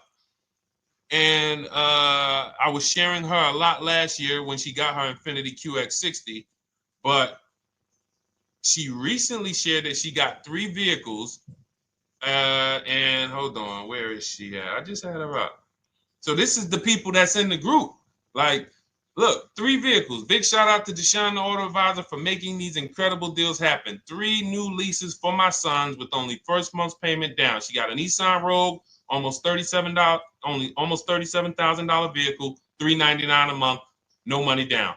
Mazda CX-30 Sport, $28,000 vehicle, $28,300, $339 a month. That's a 1.2% lease. And she got a Mazda CX-50 Premium Plus, $40,400 vehicle, $420 a month. 2 1% leases and a 1.2% lease. And the cherry on top, she says, I sold 2 leases. Some of you don't even know you could sell a lease. She said, I sold 2 leases. She had equity. Now, not every lease has equity. But if 8 out of 10 leases don't have equity, then 2 out of 10 do. So if you've just been dropping your leases off at the dealership, hey, here's my old lease. Let me get the new one. Hey, here's my old lease. And you have not assessed the equity. Could there be equity in it? Imagine how much money you've left on the table. Imagine how much, wow, I didn't even know you could sell leases. She sold 2 leases, 2 2021 Elantras, walked away with $6,737 in equity. Deshone, I could not have done this without you. Your program is a game changer. So this is what we want. We want empowered car shoppers. We want people who are not intimidated. I don't care what this market does, whether I need a new car, used car, whether I got bad credit, whether I'm a high mileage driver, it does not matter. We have strategies to make sure you are going to win in this market or any market. Does not matter. Okay? So, for those of you who don't know, the whole show was sponsored by my new digital book. It's called Cars from Home, 7 Steps to Saving Time, Money, and Avoiding Dealerships. It's 5-star rated. Thank you to everyone who's rated it, reviewed it. It has everything we teach in a step-by-step format. It's normally $97, but as part of our welcome offer, you can get yours for $24 in my TikTok bio, in my Instagram bio. Click that website. It's the carsfromhometoolkit.com. Or we have a link for you guys in the YouTube comments, in the Facebook comments, and you just click the $24 welcome offer, good for 30 minutes. And for those of you who have different learning styles, or if you just want some free advice, we have some links in there for you as well. Whether you are a do-it-yourself type, whether you are do-it-with-me type Deshone, or whether Deshone, I think I qualify for that done-for-you shopping, where I can relax at home and you guys go do that work. Or like I said, you want the free advice, just start with our cheat sheets and you can go from there.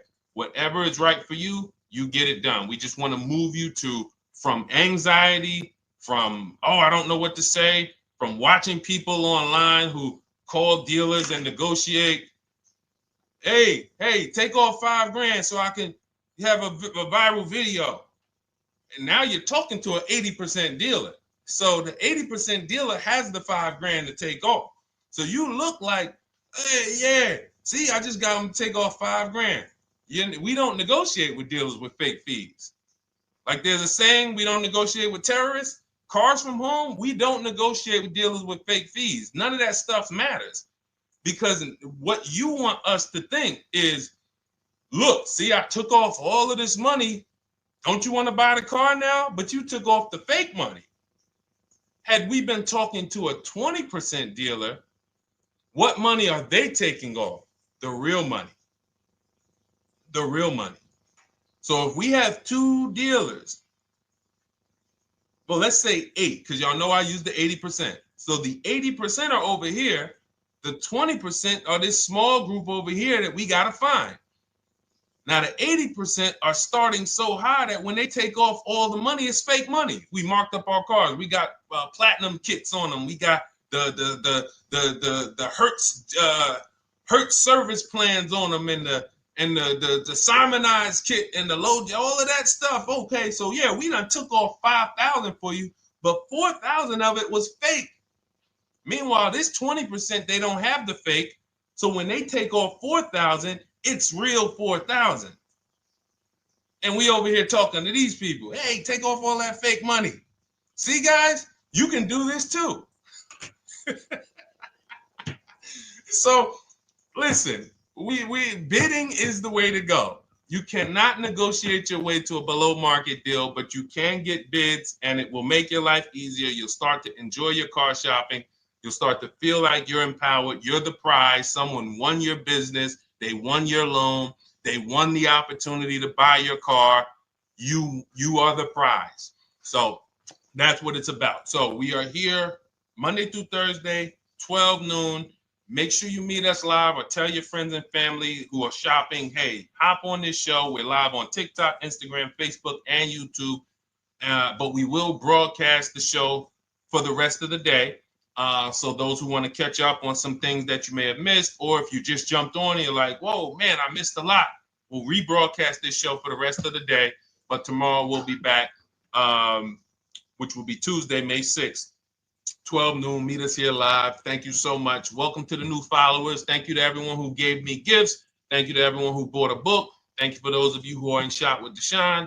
I look forward to your success stories. Always a pleasure.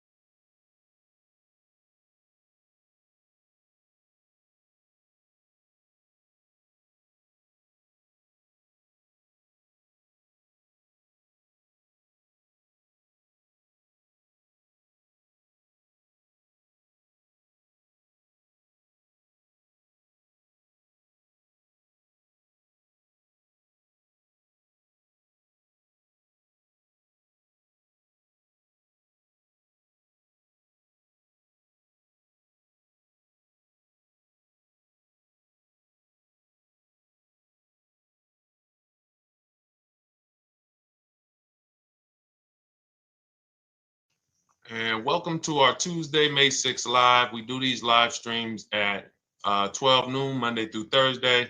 I am your host, Deshone the Auto Advisor. And for those of you who've never met me, I have devoted the last 4 years to teaching people how to get the best deals on cars and to learn all the mistakes that the industry, the car industry, would love for you to continue making, because they make a lot of money when you make mistakes.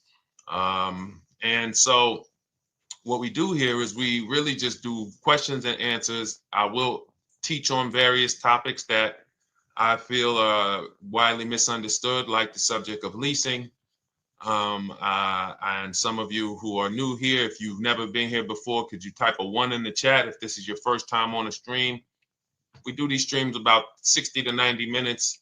And if you're going to get the most out of them, we just ask that you lock in, that you focus, because we will be talking about $1,000 mistakes. Nothing here that we'll be talking about over the next 60 to 90 minutes is hundreds of dollars. You know, I'm not looking to, have you spend some time with me on a Tuesday to talk about how to save hundreds of dollars. No offense, I'm sure that's important to some people, but we are here to talk about things that are affecting your bank account by the thousands every year. And so if you got some time, I would love for you to hit the like button, like wherever you are, and let's just tap in. You can start to type your questions. This whole stream is sponsored by my new digital book. It's called Cars from Home, 7 Steps to Saving Time, Money, and Avoiding Dealerships. It's a digital book. It's 5-star rated. Thank you to everyone who's rated the book and reviewed it. And it's normally $97, but for the next 30 minutes while you're watching, you can grab your copy for 75% off. That's our welcome offer. We always like to reward people for taking action. So you can get your copy for $24 instead of $97.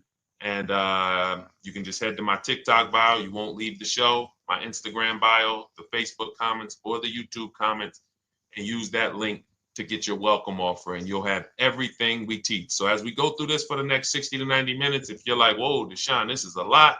Wow, this is a lot. You can grab the book and make sure you have everything that I teach and everything in a step-by-step format. Okay? So I have my man Dolan moderating. Good afternoon. Thank you, Johnny Miller. Good to see you. Lil G. Again, guys, we are live. This is our Tuesday, May 6th live. We're live every Monday through Thursday at 12 noon. But we do rebroadcast these throughout the day. For those who cannot make them, you can watch the rebroadcast, or if you got to go back to work, we'll be rebroadcasting it for the rest of the day until our show tomorrow. All right, so let's start with the questions. You can feel free to get into it. Okay, do you have to get the extended warranty? This is a great question. This is car specific. A Honda, Acura, Toyota, in most cases, have always had low cost of maintenance and their parts are inexpensive. When you're buying an extended warranty or you're considering it, it is a risk product. It's an insurance plan. So that means you can pay for something and not use it, just like car insurance. You don't necessarily use your insurance until you have an accident. Same thing with an extended warranty. It's an insurance policy. So what you're trying to do with any insurance is see what is the likelihood that what I'm paying for this is going to exceed the price if I did need to use it. So in the case of a vehicle, when you're trying to determine what should I get an extended warranty, there's 2 things that are important. Does this vehicle that I'm purchasing have a high likelihood of things going wrong? We know, and some of you have had cars with histories, and we know there are certain cars, they tend to have things go wrong more than others. And what I like to do is go right to Google and type in repair cost, because this is the second item that we are looking at. We're looking at average repair cost. So if you're buying a 2010, a 2015 Nissan Altima, 2018, Hyundai Sonata, you go right to Google, you type in 2018 Hyundai Sonata average repair cost. Now, if you see that those typically go on the lower side, then that can take a lower set of risk where you might say, all right, likelihood of these things going wrong on this car is slim. But if you see that the repair cost is on the mid to higher side, that's shifting more risk to if something goes wrong, the cost for you to pay for it out of pocket will probably exceed the warranty. So like when I work for Mercedes-Benz, who's new here? Type a 1 in the chat if this is your first time on a stream with us. First time you've ever been here, type a 1 in the chat. First time. What's up, William? What's up? DJ Ant Nice, good to see you. Maggie, good to see you. Enrique, good to see you. Miko, good to see you. Tetra Washington, good to see you. Jan, good to see you. Claire Clairvoyant, good name. First time, if this is your first time, just type ones in the chat so I know. I don't want to assume anyone knows who the heck I am and what my experience is. Daniel Thompson on Facebook, great to see you. So I worked for Mercedes-Benz for 5 years, General Motors for 5 years, and I ran my own brokerage, my new car brokerage, Call Cars from Home. I started it in 2016. Now, when I worked for Mercedes, when people were purchasing a Mercedes, what I would tell them is buy as much warranty as you can afford. Buy as much warranty as you can afford, because I knew that when something breaks on a Mercedes, nothing's under $1,000, and typically it's $2,000-$3,000. So a $4,000 warranty on a Mercedes Benz is usually worth every dime. But at the same time, we have cars that, again, less likely for things to go wrong. And then when things go wrong, if they go wrong, they can typically be repaired inexpensively. Good to see you, Arms Reach. Welcome on Instagram. Shout out to the people checking in live. Great to see you all. So that's how you're measuring extended warranties. You don't want to get an extended warranty on a vehicle that has a low cost of repair and a low likelihood of things going wrong. You can then take your money, put a little bit to the side, have a little emergency fund, that same $35 that you would have put into the warranty, or $2,500, you put that to the side over the course of a year, 2 years, put $100 a month to the side, and then have that be your cushion just in case things go wrong. It's better for you to have that money in your bank account, and if things go wrong, you take it to your mechanic. You must have a local mechanic. You guys know I swear by local mechanics on cars that don't have warranties. Even if you have a Mercedes-Benz, a BMW, an Audi, something that is typically harder to work on and takes more of a specialized engineer, there are still plenty of places that have those. I mean, there's shops where they used to be Mercedes-Benz techs. Now they have their own shops. This is who you want, because their cost, their labor is going to be probably 1/3 of what a dealership is going to be. So these are the resources that, again, keep more money in our pocket while getting us the same level of service and experience. Okay, great question. Welcome, Uncle Nene. Good to see you. Uncle Nene. All right, listen. Nicole, good to see you. All right, Dolan, you can pull up the next question. Feel free to start typing your questions. And as we get more questions in, we'll try to get to all of them. You guys know we're not always able to, but we do try to get to all of them. How do I shop around for the best lease deal without affecting my credit? Well, first of all, you're talking to someone who's, just so you know, I've taught thousands of people to lease. I've gotten 7 leases. Now, when we look at what we are doing with a lease, first, we have to consider how we want the information presented to us. We are not letting dealers tell us how they're going to quote us. We are telling the dealers how to quote us. So we are going to have all our quotes. Thank you to everybody hitting the like button. I see you. I appreciate you. And shout out to the sharers.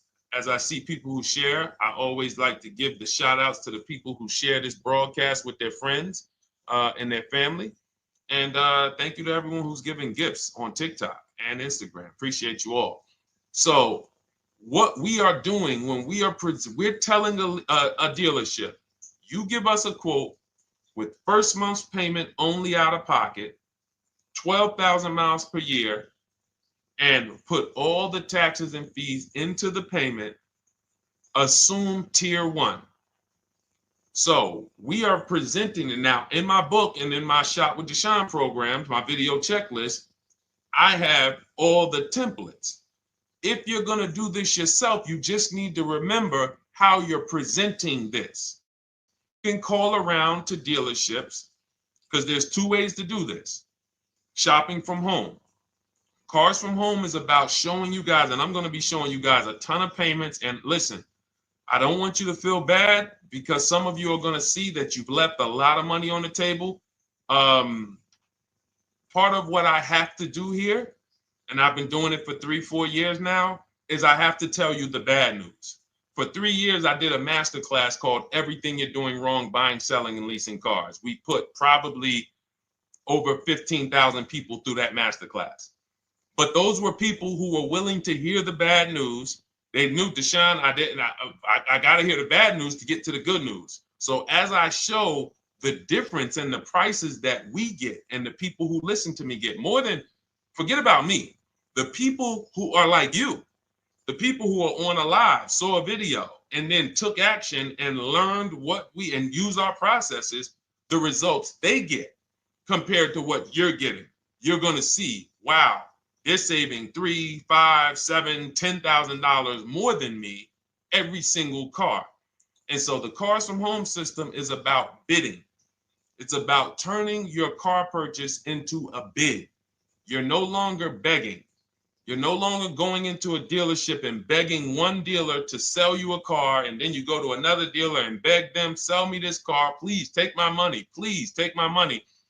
Meanwhile, you're not seeing the entire market and the people who would compete to get your business and gladly give you the service that you deserve by giving them a $30 to $50 to $100,000 transaction, which is what your car purchase is. So now so the big thing to understand right off the top is, now I need to learn this bidding. I need to learn to get multiple offers. So you can do this by phone. You want to do this by phone, you can call around, but you must give them that information in order for you to compare the deals the right way. Lynette, good to see you. Christina, good to see you. Melvin, good to see you checking in. Rudolph, I see you.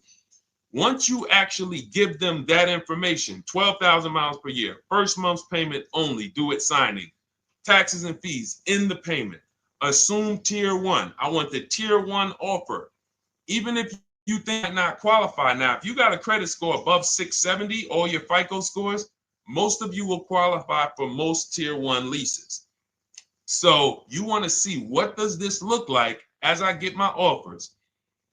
Once you get your offers in this format, you can use the 1% rule as the gauge. The 1% rule is been around for more than 20 years. Everyone who leases and who's savvy, we understood if your lease payment is 1% of the MSRP or less, you stole the car. That includes taxes, that includes fees. You're still in the car. So example, we're looking at a $30,000 car, Hyundai Sonata or a Hyundai Elantra, $30,000 car. When we shop all our offers, if that lease payment is $300 per month with only $300 due at signing, in other words, I show up, here's $300. Good to see you, GDTV. Thank you for checking in on YouTube. Once I give you that $300, that's my payment for the next 35 months. So that's a very, very low percentage of the car you're paying. It's a 1% rule. Now, in order to get a 1% lease, you need a great lease program, which means the bank has to be supporting the car, rebates, incentives, and then you need the biggest discount, the dealer who's going to give you the biggest discount. Now, one of those we can control. One of them we can't. Which one can't we control? And for those of you who are new here, we don't play around here. But my people who are moving, and again, I'll show you, like a lot of people, we got a lot of people who've been following us, using our processes. They're locked in. They're not casually on a live here. We're not casually here talking. They are locked in.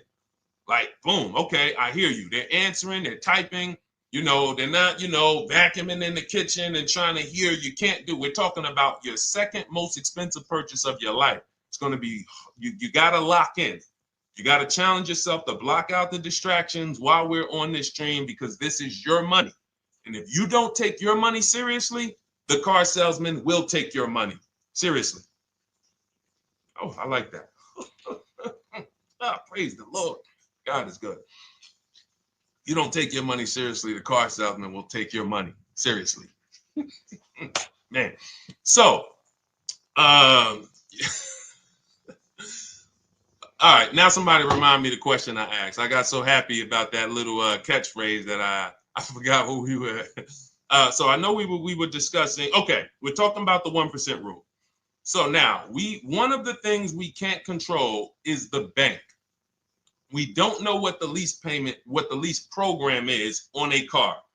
So when we shop cars, We are going to now look at multiple offers, and here's what you're going to see. Now, I'm going to show you an example of how we know or how we expose where the dealers are concerning pricing.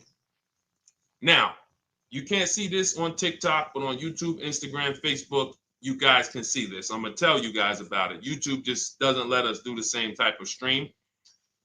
But this is a particular Infiniti that we shop for. We have offers ranging, this is a $61,000 vehicle. We have offers ranging from $680 per month, which is a 1.1% lease. So a $61,000 car, $680 per month, that's 1.1%. We divide the monthly payment into the MSRP.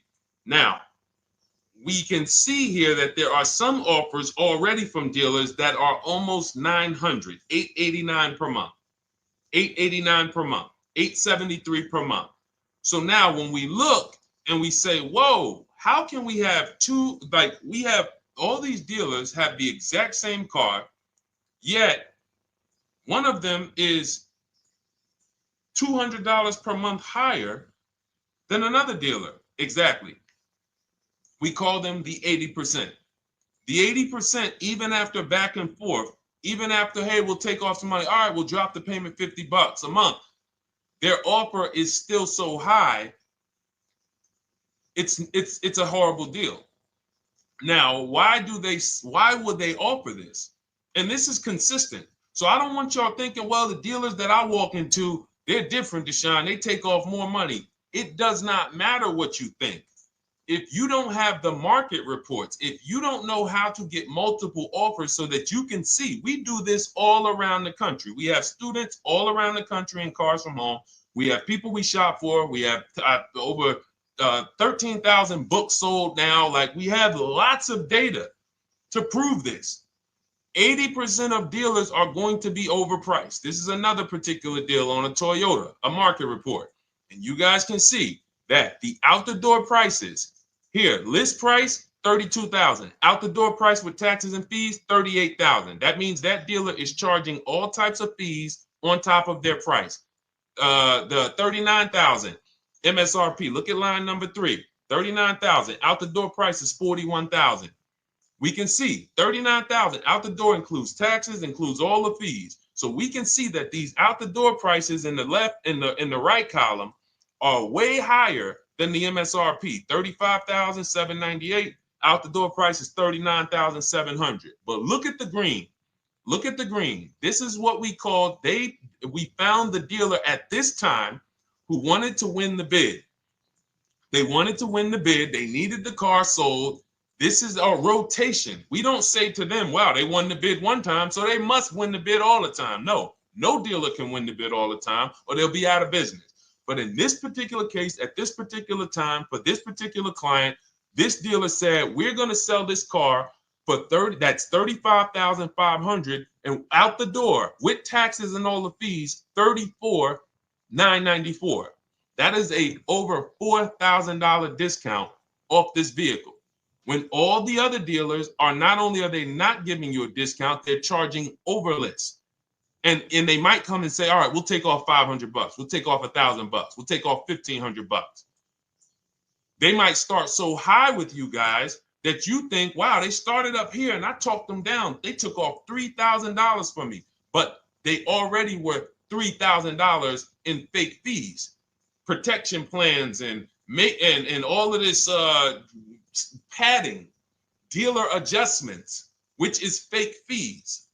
So whenever they say, because the dealer gets a minimum of a 6% profit margin, from list to invoice, we have profit. From invoice to holdback to triple net, we have money. That's all the profit margin.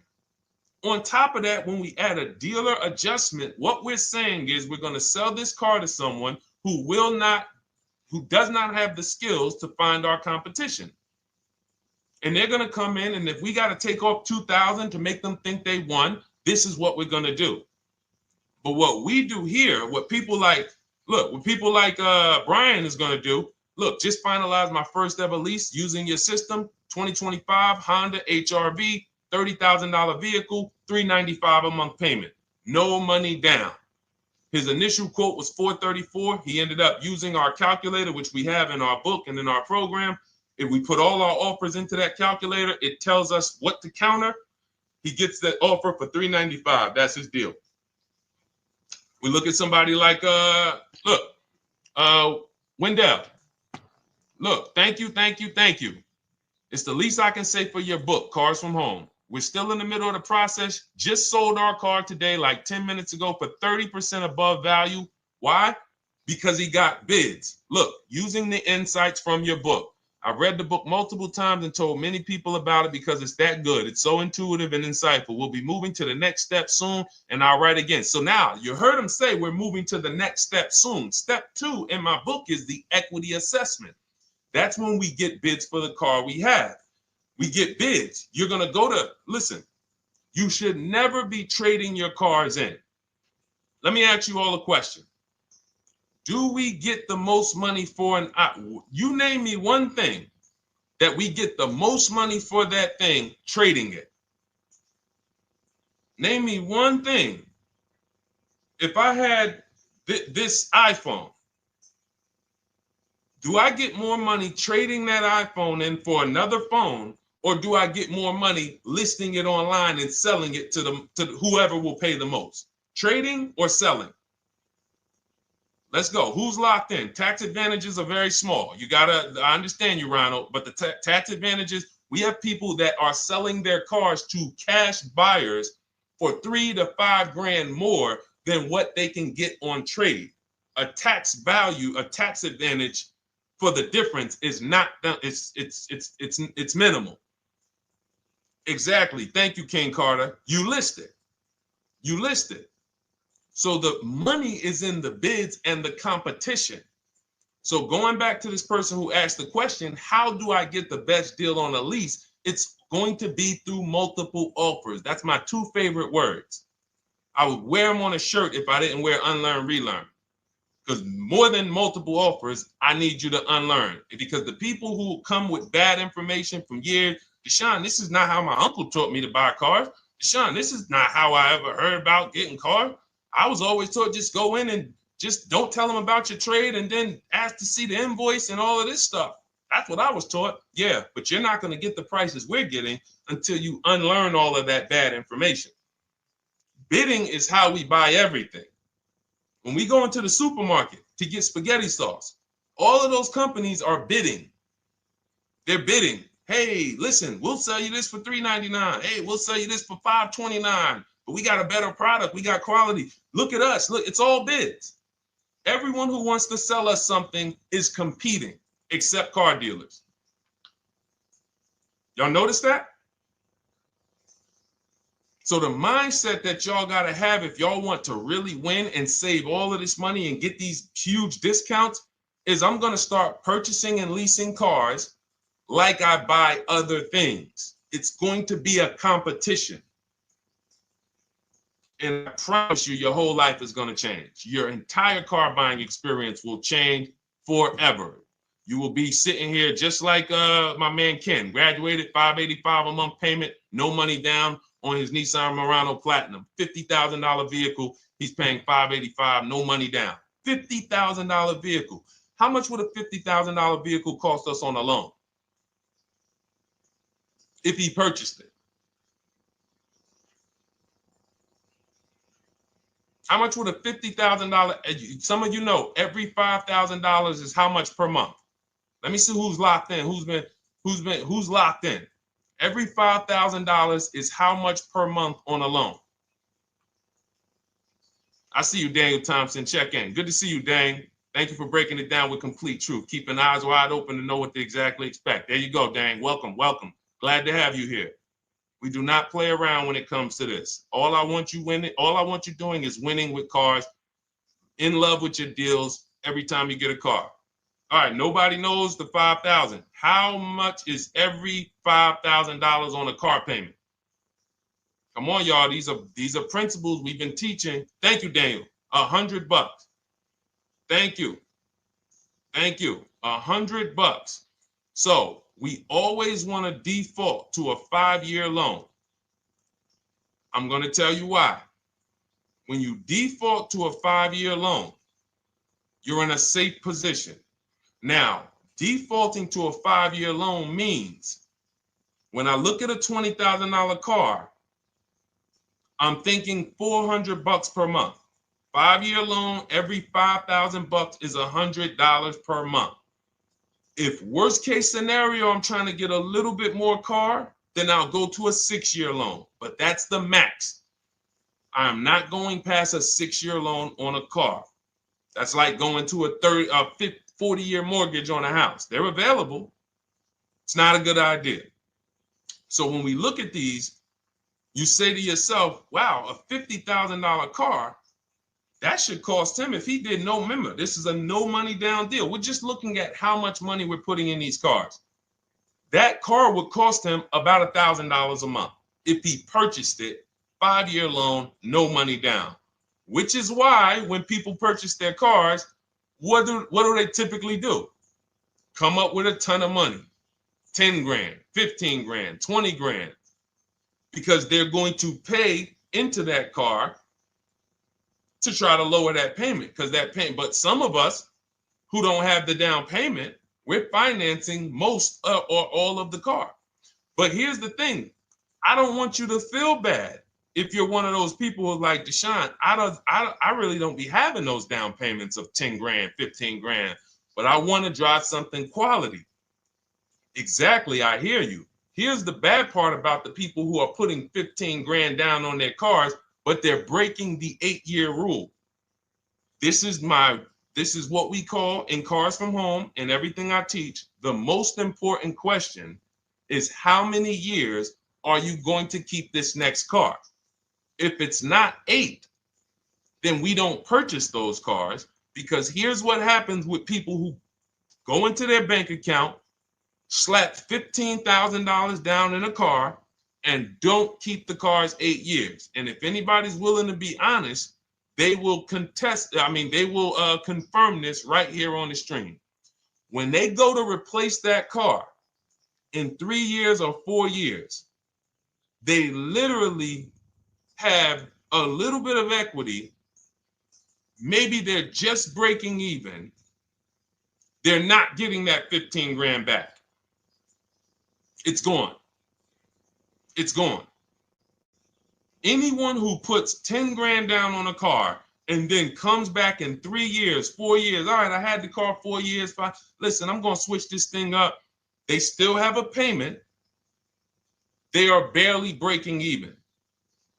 Meanwhile, their payment was $400 or $500, almost double what it would have been if they leased a car, got a below market lease, and they drove a car, no warranty after 3 years. They're driving an inferior product. So if it sounds like I'm here to destroy people from purchasing who are not keeping their cars long term, that is the goal. Because as long as you are buying cars that you're not keeping 8 years and you buy them, you turn around and you replace them, you are going to continue to spend way more money than people getting below market leases like Ken and like a lot of other people I'm going to show you on the stream. Lots of other people. Look, dealer American Senior Benefits Plan. He's enrolled with us under his company name. Dealer MSRP on this car was $36,300. 2025 Kia Sport X line. MSR boom boom 561. Monthly payment is $400. Use the system back and forth. Got $400 a month on a 2025 $36,000 car. Once we put our taxes and fees in that would be a $700+ payment. $700 payment. He's paying $400. And y'all wonder why people are losing cars. $300 more per month to drive the same car? It's ridiculous. Imagine somebody like you, when you learn, now you're pulling up. I'm going to tell y'all one more story, and then we'll go into some more questions, because you might not remember what I'm saying. So those of you who have the book, you got this for the rest of your life. But you will remember, hopefully, a story. I'll tell you about my neighbor. So my neighbor finds out that I'm into this car business and that I educate. And he said, hey, Deshone, I was watching some of your videos and I come across this 8-year rule that you teach. And his wife had actually had a Kia Telluride. Popular vehicles, probably been one of the most popular SUVs, that the Palisade, since 2007, 2019. Super popular vehicles. People were charging $5,000 over sticker for them during the pandemic. People were paying it. We were getting them at discounts. Now, his wife totals the truck. She has an accident, totals the truck. She's fine. Truck is totaled. He was financing it. He said, Deshone, I see this 8-year rule thing, man, and I don't keep my cars 8 years. I said, okay. He said, so I'm thinking I should, like, you're saying I should be shopping for a lease on my next one. I said, exactly. I said, make sure you get multiple offers, because if you just walk in and say, hey, work me up a lease, they'll give you the same payment you had on the purchase. And then they'll tell you something ridiculous that they want you to believe, like, hey, the lease is the same price as the purchase, so you might as well just purchase it. And people believe this stuff. Now, I said, you get multiple offers, stay at home. He calls me, he says, Deshone, I got the new version of the Telluride, new. I'm paying $479 a month. He's $497, and then he said, I think he put down like $1,000, bring it down to $479. $497. He was just paying $800. Do you think anyone can tell him anything about leasing? He's pulling up in the same exact truck. In fact, a newer version. He knows he wasn't going to keep the car long term anyway. He's not going to pay it off and then keep the car and have a paid off Kia Telluride for 10 years. That's not what he does. He keeps them 3 years, 5 years, 7 years, and then he replaces them. So why is he paying $800 a month for years, no warranty, when he could be driving brand new ones for $497 a month, problem free? But as I said, some people are determined to pay more. But the people who, once you get this leasing thing, if you're not keeping your cars, it will change your life. Now, again, I got a car I'm purchasing, we're keeping it. Anything you are buying, keeping 8 years, forget about leasing. It shouldn't be a thing. Who keeps their cars more than 8 years? Let us know. You're an 8+ year person, let us know. In fact, I don't even want to ask it. Who has a car right now that they've had more than 8 years? And then we'll answer. I want to get Kathy's question too. And then let's get some purchase questions. Let's get some used car questions. Let's get some bank financing questions. We do it all here. But one of the most misunderstood subjects is this leasing thing, and it is costing you guys thousands of dollars every year. And you're driving old cars with no warranties, paying high payments on them because somebody told you you should be purchasing cars. I'm here to tell you they owe you money. They owe you money. All right? So who has a car right now that they've had more than 8 years? Let us know. How many years have you had it? And by the way, for those of you who just joined, this is our Tuesday, May 6th live. We are live every Monday through Thursday at 12 noon Eastern time. So for those of you who are here catching us live, that's when we're live. We will rebroadcast this and replay this show throughout the rest of the day for those who could not catch it, or if you had to jump off, go back to work. You're like, oh, I got to go back to work. You can catch it on the replay throughout the day. But we are live Monday through Thursday at 12 noon. So welcome to the people who are here. EJ, driving a lot of miles does not matter. Let me break this down for you. So right now, let's go to somebody who else has a lease. Let's look at, because who's heard with leasing you can't drive too many miles? Who's heard that, right? Type me if you've heard that. Let's go. Type me if you heard that. Come on, where's the locked in people at? I see Kathy, I see EJ, I see DJ Ant Nice, I see XP. All right, I see Mr. Slim. Welcome to the community. I see Rhonda. All right, where are the locked in people? Instagram, where we at? Locked in. All right, dang, I see you. Jamel. All right, perfect. So, Sherry, I see you. Sherry Baker on TikTok. So you've heard, oh, you can't drive a lot of miles with a lease. Let's be clear here. You choose the mileage on your lease. It's not selected for you. In fact, the only time it is selected for you is if you don't realize you choose it. That's the only time they're going to choose your mileage for you. If you go in and you do something like, hey, work me up a lease deal, they're probably going to work you up a 10,000 mile a year lease deal. And they're probably going to say, hey, you need $3,000 down, and this is going to be your payment. And next thing you know, it's a high lease, and it's just terrible. Happens all the time. We tell people how to quote us. First payment due at signing, taxes and fees in the payment. So now let's look at a lease, and let me show you what it would look like. So this is Val Boss Lady. She's in our Shop with Deshone program. Everything that you guys know that we're talking about here, if you're like, hey, I really, really want to go deeper, I want the step-by-step, the blueprint, that's my digital book, Cars from Home, 7 Steps to Saving Time, Money, and Avoiding Dealerships. Normally $97.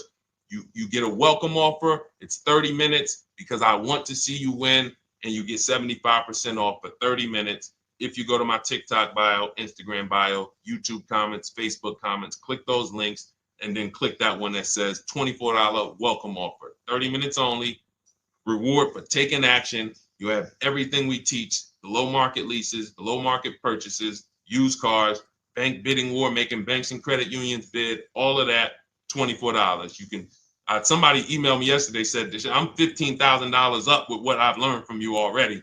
And so if you can get it for $24, you can save tons of money for the rest of your life on a $24 investment. In this case, Val's in our, she's more of a wants to do it with me type. Videos, checklist, she doesn't want to read. That's our Shop with Deshone, do it with me program. I coach people. And so she gets a deal on this particular car. Same information, by the way. Not better information here than the book. It's just different learning styles. So she gets a $51,000 electric vehicle, 2025, beautiful vehicle. She's paying 1.16.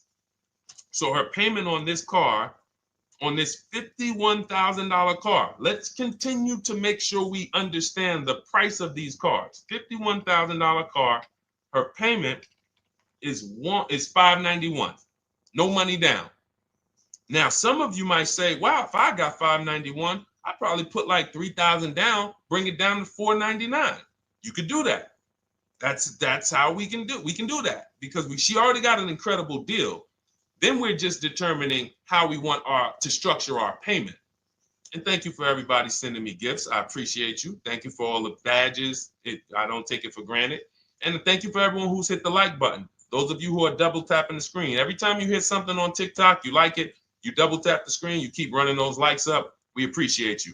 It does matter. It helps spread the word. So let's say Val wanted, she's a high mileage driver like EJ. Let's say, EJ, how many miles per year do you drive? 20,000, 25,000? Let us know. I'm gonna show you why. In my book, I have 2 strategies for high mileage drivers. I'll tell it to you guys right now.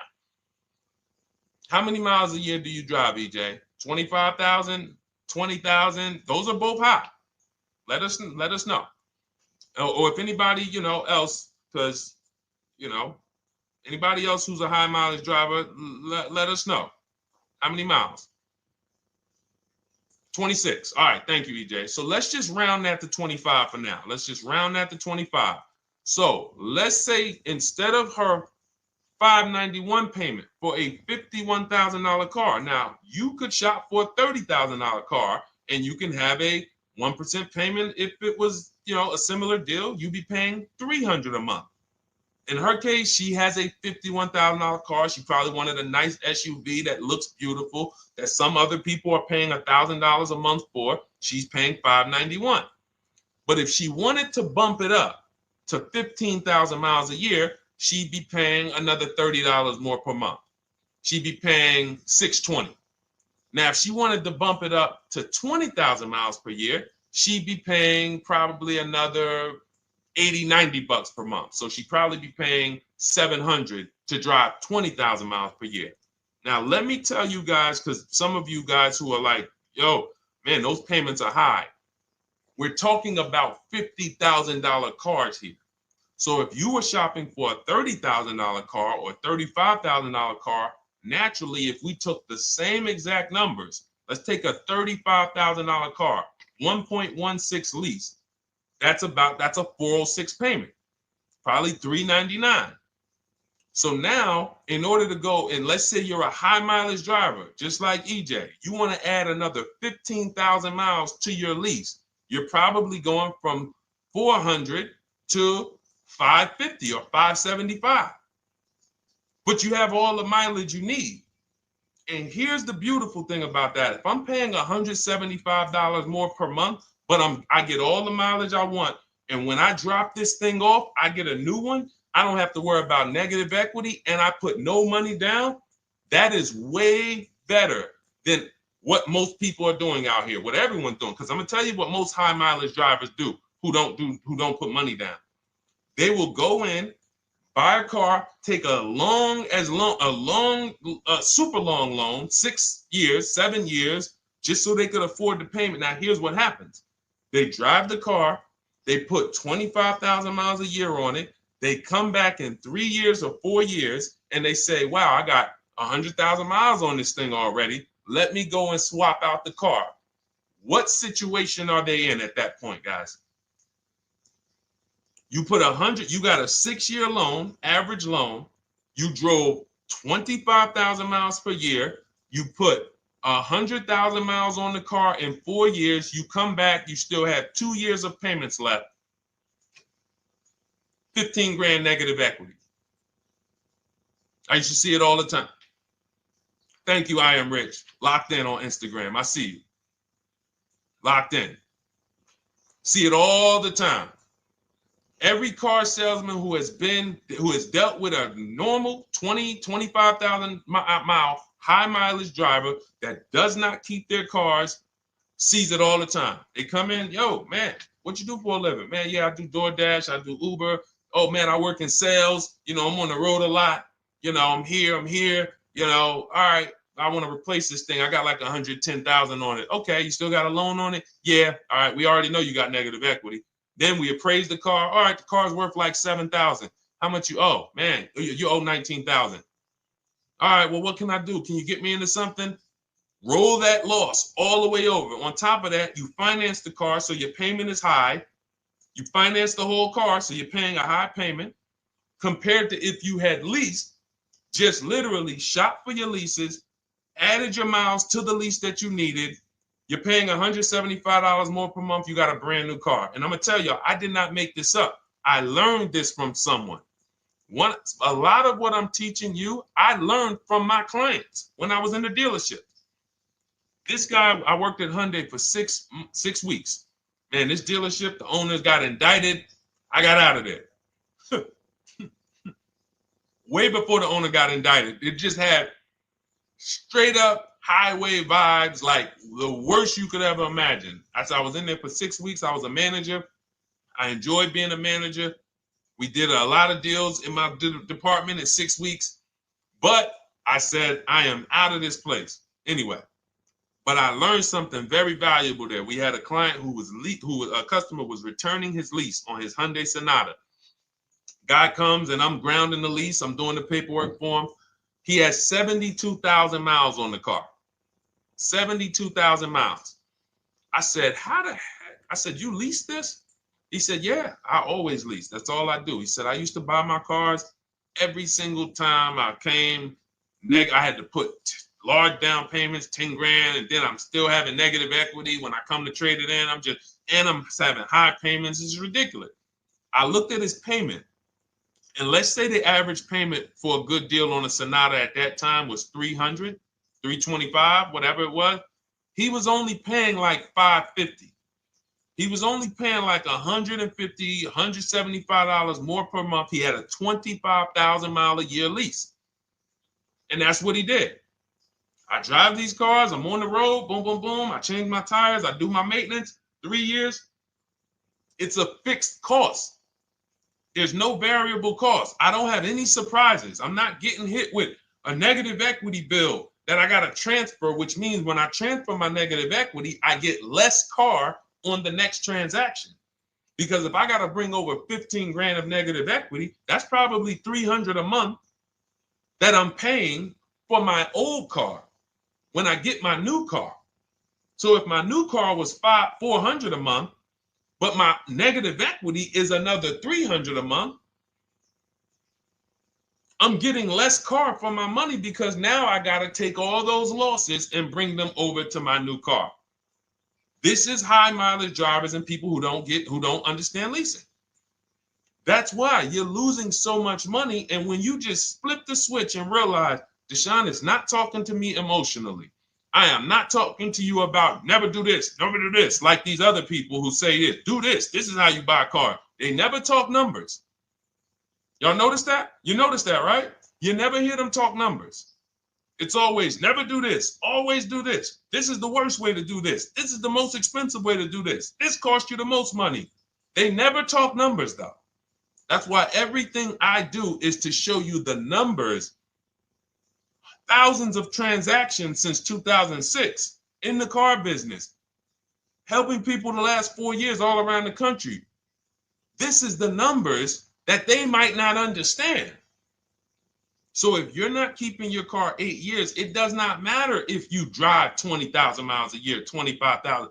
You should be looking at a high mileage lease.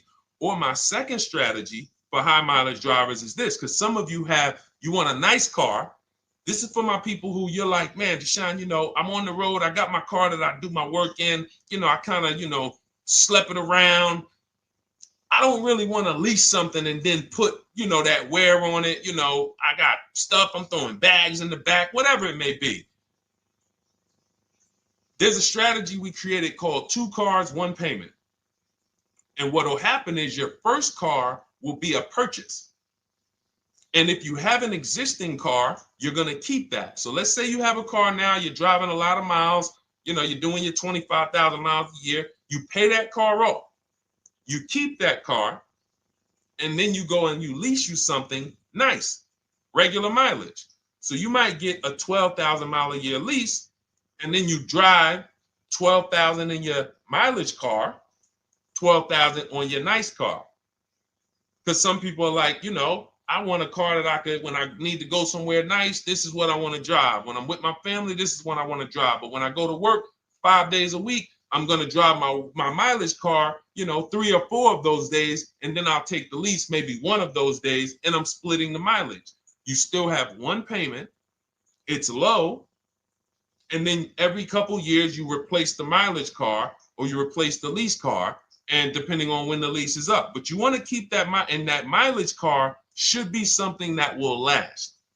Ideally, something that you can get 200, 300,000 miles a year out of that car, because that's what that car is there for. Man, I'm hopping in this thing, man. Oh, transmission went out at 170,000 miles. Go get you a rebuilt transmission, boom, boom, drop it in there for $2 grand, get another 80,000 miles out of that car, but you still got your lease car and you're just splitting the mileage. Both of those are short-term strategies for high mileage drivers. That is not for long-term people. If you're a long-term person, I keep my cars 8+ years, forget about leasing. You should just be finding the best deal, below market purchase, keep the car, something you can keep for 8+ years. You can put 30,000 miles a year on a car 8 years in a row. If you get the right car, and in 8 years, you got 240,000 miles, and then you replace it. Forget about leasing. This is only for you guys not keeping your cars 8 years. You're getting killed on depreciation. You're paying tons of money. This is you. You are the people who should be leasing. Okay? So everything we're talking about this is the Cars from Home system. We teach this. This is not, I'm not freestyling this. This is in my book, digital book, Cars from Home, 7 Steps to Saving Time, Money, and Avoiding Dealerships. We have two strategies for high mileage short-term drivers, 1 strategy for high mileage long-term drivers. And so if you want your copy, you can get it for 75% off. That's our welcome offer to you as a 30 minutes. Welcome. Thanks for being here. I want to reward you. If you want everything we teach in a step-by-step way, go grab your digital copy. It's in my TikTok bio. It's in my Instagram bio. Click those links. We also got a link in the YouTube comments and the Facebook comments. Grab your copy and make sure as soon as you purchase, screenshot the thank you page. You're going to see thank you for your purchase. screenshot this page because it has my support team's email on there. And then there's a link for you to open the book right there. You can save it right to your computer or right to your phone. Okay, but and we also have a special for those of you who are like Deshone. What about that, video checklist and coaching program? That's lifetime access to my video checklist. You're like, maybe Deshone, I don't really read. I like step-by-step videos. And also, I want to be in your Facebook group. We have 1,600 people before you that are in that group. 2,300 people that are shopping with us that have a lifetime access to our video checklist. We have a $200 special for that welcome offer. And so I'm always about rewarding people for taking action with a special offer. It's limited time though. And so get in where you fit in. All right, let's keep it going. Thank you, Corey. Said amazing knowledge. Thank you. And I'm glad I saw somebody said that's a great idea with the 2 cars. Thank you. It's a great idea. All right. You've convinced me to lease my next vehicle. Awesome. Awesome.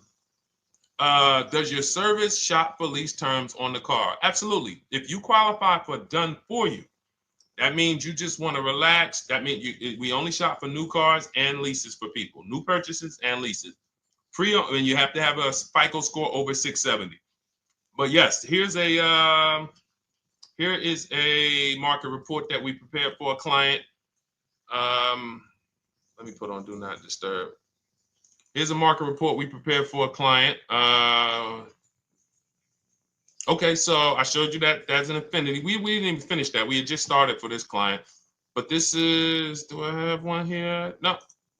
Do I have a lease market report here? Yeah, right here. So that's an example of what a Kia, this is a particular Kia lease where their best offer was a 1.27 offer. Now, here's how you know you found the bottom of the market. And again, whether you're using the book or whether you're calling around, again, you can call around to do this. The key is not going into dealerships. You cannot do this going in. Once you get your offers, you know you found the bottom when your best offer is between $150 to $200 less per month than your worst offer. And if you're purchasing, you should see a spread of between $3,000 and $5,000 minimum between your best offer and your worst offer. That's when you know you've shopped correctly. Because until you find the 80% dealers, you have not shopped correctly. If you're like Deshone, these prices still seem close. You have not found, you're talking to the 80%. You haven't found the 20% yet. Because the 20% is going to be that $3,000 to $5,000 less than the 80%. That is just the numbers. That's the way it works. So yes, so when some cars you're going to see that the lease program won't allow for a 1.1% lease. The best offer, we've shopped Hyundai Palisades for years, and I got my dad one back in November, and his best offer is around 1.3, 1.28. That's the best I've ever seen on a Palisade. I've never seen a 1.1 on a Palisade.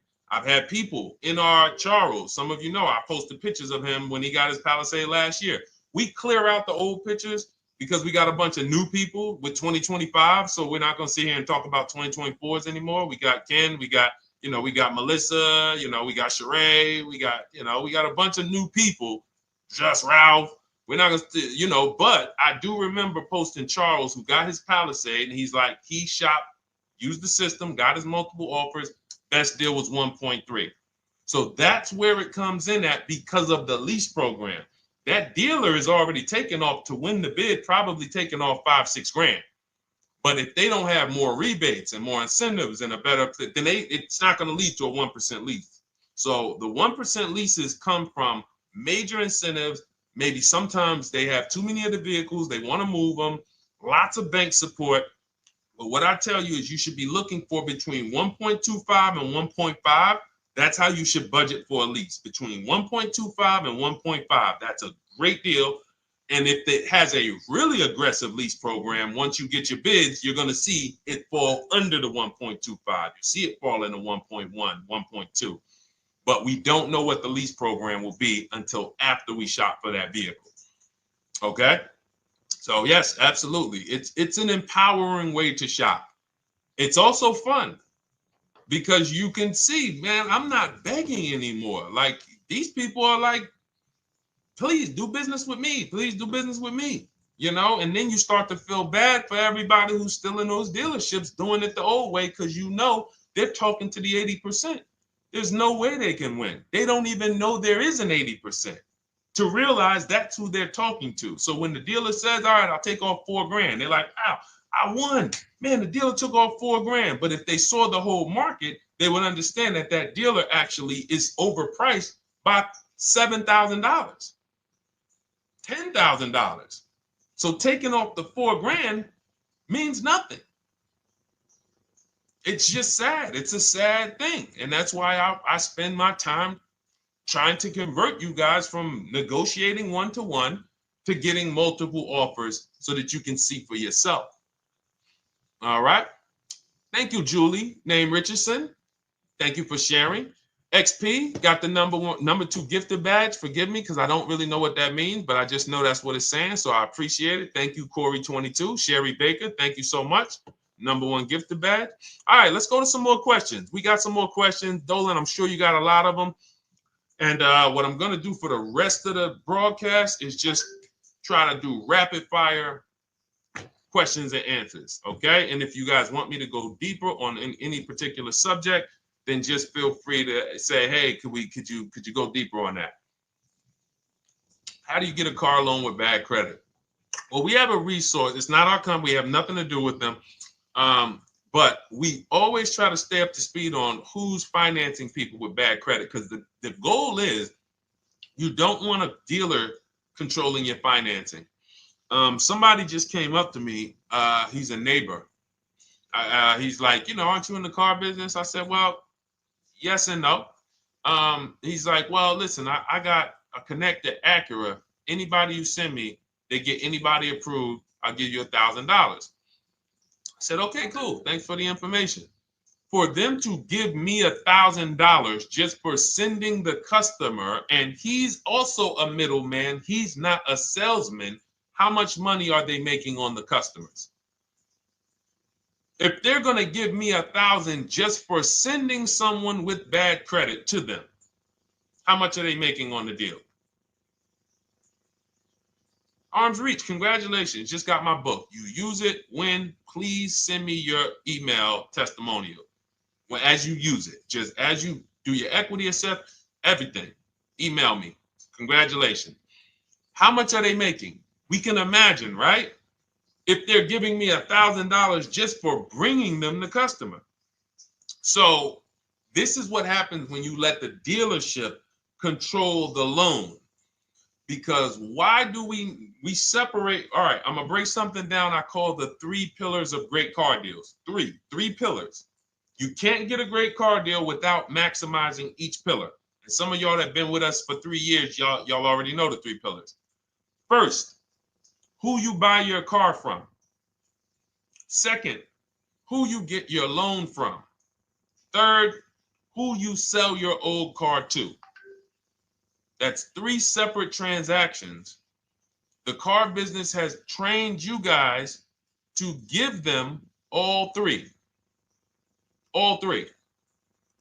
The car business has trained you guys to give them 3 transactions. Anytime you purchase a car, who's done this? Be honest. Purchased a car from a dealership, sold them your old car, in which case you call it a trade, and they got you your loan. Who's done this?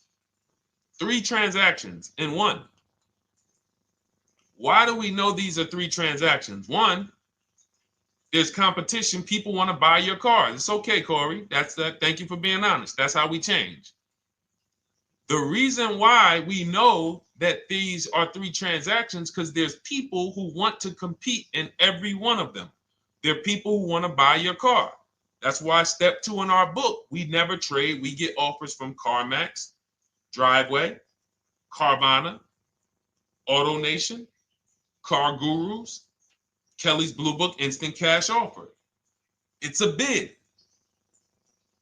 We just had someone sell their lease. Miss Hickman, she sold her lease, made $4,700 selling her lease. CarMax won the bid. Drove the car for 3 years, had equity. She dropped her lease off. They gave her $4,700. Won the bid. That's one pillar. Second, who I'm going to get my loan from if I'm getting a loan. Those of you who are paying cash or leasing, this is not a pillar. But we need to bid out our loan. We had a great talk yesterday on our show yesterday where I asked, who do you guys get your loans from? Most people said the bank, the credit union, the dealership. One person said the right answer, whoever gives me the best APR. That's the right answer.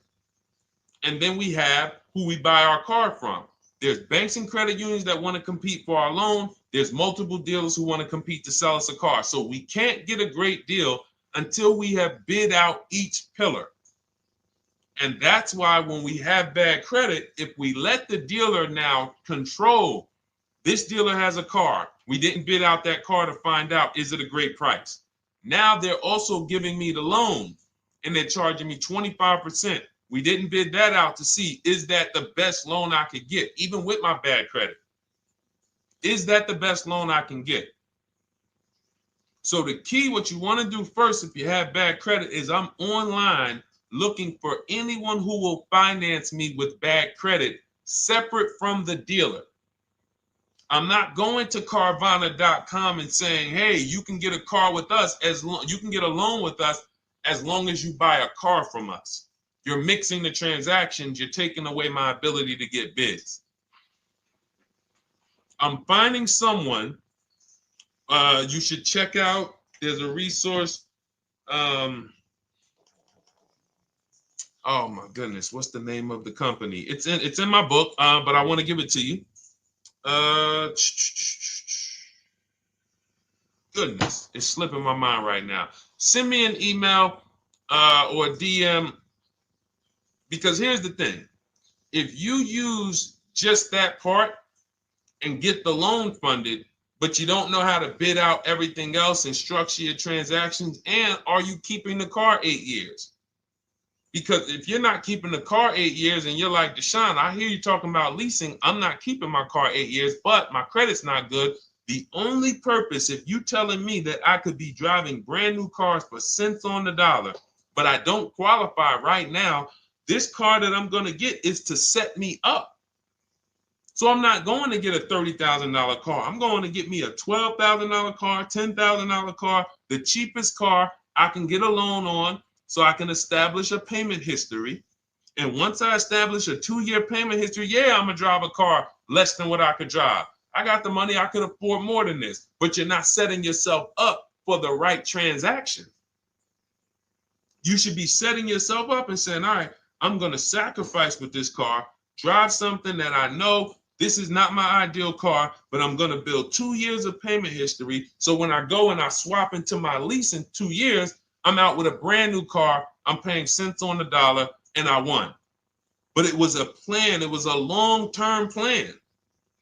This is the second most expensive purchase of your life. You can win every single time, or you can lose and set yourself and your family back 5 to 10 grand each car or more. Every time you get a car, it's 5 to 10 grand more you're coming out of your family's bank account than what could have.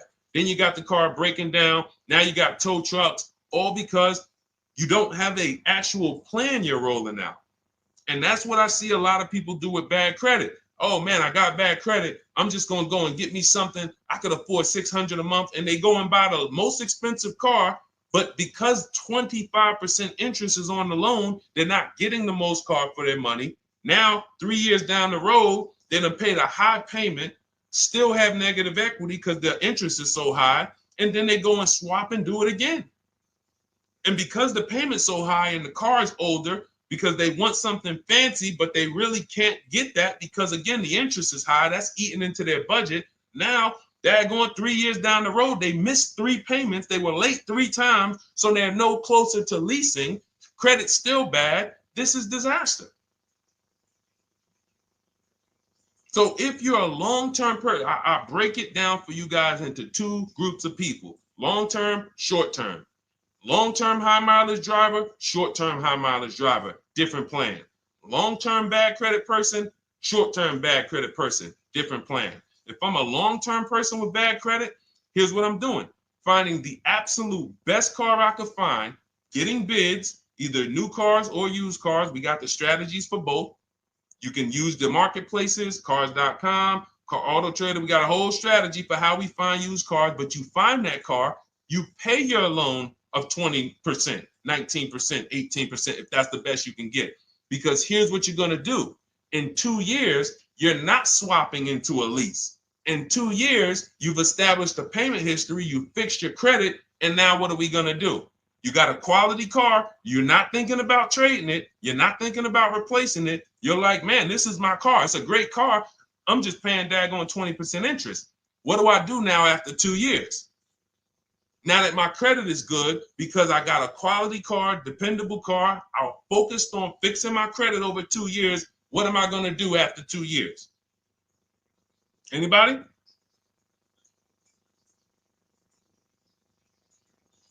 Thank you, Arms Reach. Refinancing the car. Exactly. Exactly. So that's the bad credit long-term strategy. Great car, dependable car, car's not going to break. This car is going to last me 10 years. Right now, when I bought it, 20% interest rate. That was where my credit was. But I worked on my credit. Boom. I'm a 690 now. I'm a 720 now. I'm refinancing that into a short-term, into a shorter-term loan, and I won. Pay this thing off, and I'm going to keep it. Nothing to talk about leasing. Leasing only comes into play where the 8-year rule is concerned. I'm not keeping this next car 8 years. I should be setting myself up to lease, or I should be leasing. That's how I'm going to save the most money, keep the most money in my bank account, have the best car. Not even close. Not even close. All the wins for the purchasers are after 8 years. People who are like, man, Sean, I got a car, man. I had this thing 12 years, man. It's been paid off for 6 years. I ain't had a payment. I love it. Long-term purchaser. You won. You won. Who's in that situation? Who has a car outside that they've had for more than a decade? Paid off. You can give it to your son. You can give it to your daughter. It's an extra car. That's purchasing. That's the wins. That's what we call the reward stage of purchasing. But you got to get there. All right. All right. Let's go. A lot more questions. We got probably another 20 minutes. We'll stay on. So let's keep it moving. But again, Lynn Buzz. That's the company. Lend, Lendbuzz. They started, I started seeing them about 18 months, 2 years ago, and they were loaning to people with, international students, people who didn't have credit. You want to try to find a place that will fund you independent of the dealership. That is what your goal is at all times. Independent of the dealership. Here, you qualify based on your income and your credit. You qualify for $18,000. Go find a car now. That is what you want. You don't want people mixing the bank loan with the car and two pillars that they are controlling. We're controlling the price of this car. We're controlling your interest rate. We don't want that. Yep, exactly, Cindy. For those who just joined, this is our Tuesday, May 6th live. We do these lives Monday through Thursday at 12 noon, so you can tell your friends, family. We wanted to now come up with a constant and consistent time where I can meet with you guys. If you don't have, if you can't stay the whole broadcast, we will replay these throughout the day because sometimes people got to jet back to work. They're watching us on the lunch break.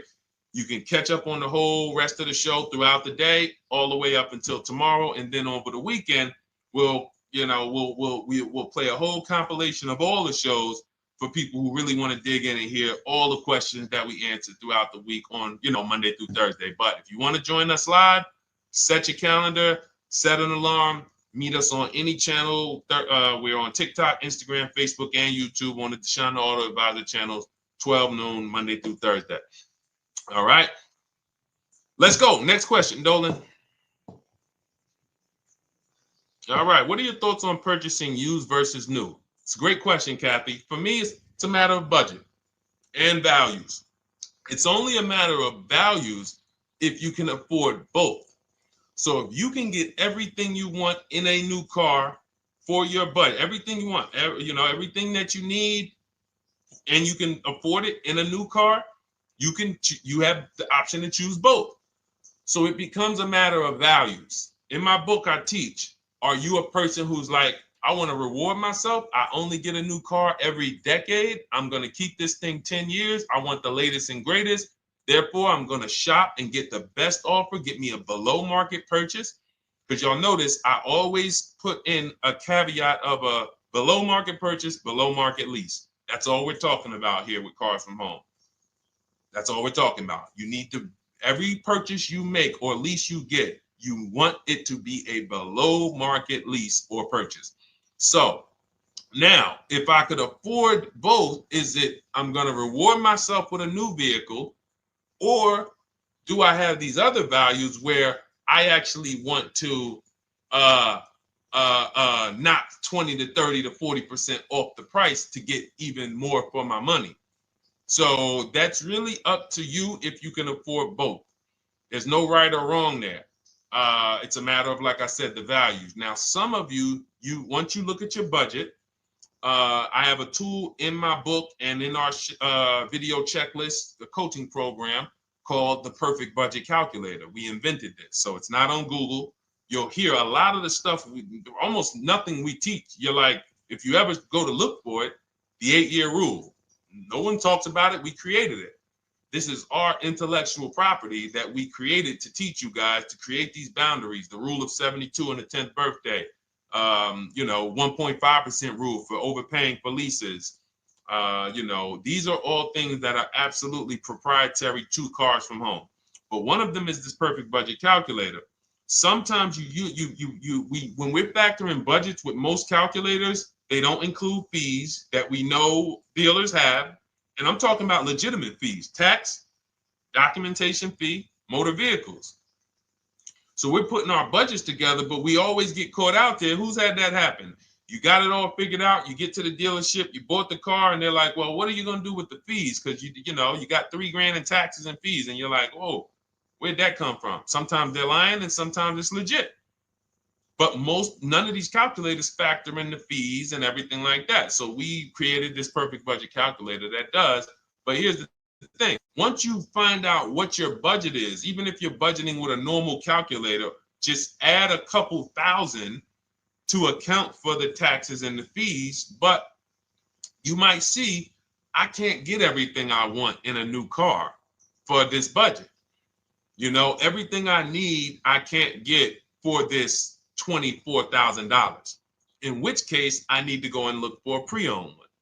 So that's why I said, in reference to your question, Kathy, what are my thoughts on purchasing used versus new? It's a matter of values and budget. Budget first, because budget will determine if you can afford both and get what you want. But if you can afford both and get what you want, then it's a matter of values. Okay? So again, everything we're going over is in my new digital book. It's called Cars from Home, 7 Steps to Saving Time, Money, and Avoiding Dealerships. It's 5-star rated. Thank you to everybody who has taken the time to rate it and review it on Goodreads.com. It means a lot. And we can't continue to get this information out without you guys. So we appreciate you. And you can get your copy instead of $97, you can get your copy for $24 as part of our welcome offer. So that's 75% off. If you go to my link in my TikTok bio, Instagram bio, the YouTube comments, and the Facebook comments, we have a link there for you guys. And you can grab it. It's a digital book, so you don't even have to wait. It'll be in your inbox by the time you jump off the stream. But make sure when you get it, you screenshot that thank you page, because it has my support team's email. Sometimes you may be rushing, you're trying to get back to the stream and you type your email in wrong. Also, as soon as you purchase, the link to open the book is right there. So it'll say open the book below. You can save it to your computer. but I would rather you get it for $24 than $97. Although we've sold a lot at $97 because people feel it's worth every dime. You're going to save thousands and thousands of dollars for the rest of your life using what's in the book. Your first transaction, you probably save $4,000 to $6,000 to $8,000 depending on the car. So $97 is great, but $24 is even better. All right. And for those of you who have a different learning style, you'll see in there, shop with Deshone. You're more of a do it with you person. Do it with me, Deshone. Okay. We have lifetime access to shop with Deshone, and I coach you personally for 6 months. So we jump on Zoom calls twice a month. And some of you who may qualify for done for you, just do it for me. If you qualify for that, we have a welcome special for that too of $300 off. So get in where you fit. And those of you who are new or you're like, Deshone, I like what you're talking about, but I still don't trust you. You can start with our free cheat sheets. So just start somewhere so that you can start to reinvent how you're car shopping. Magley, how are you? Oh man, of course I remember you. Following for years. You actually were following me from the time God blew me up on TikTok. That was 2021. So I absolutely remember you and I appreciate you. And yes, it's so good to see you. Absolutely. Absolutely good to see you. All right, Dolan, we got a couple more questions. We got time for a couple more. Let's try to go as fast as possible. The discount for the book is not working. It says time ran out. It's 30 minutes. I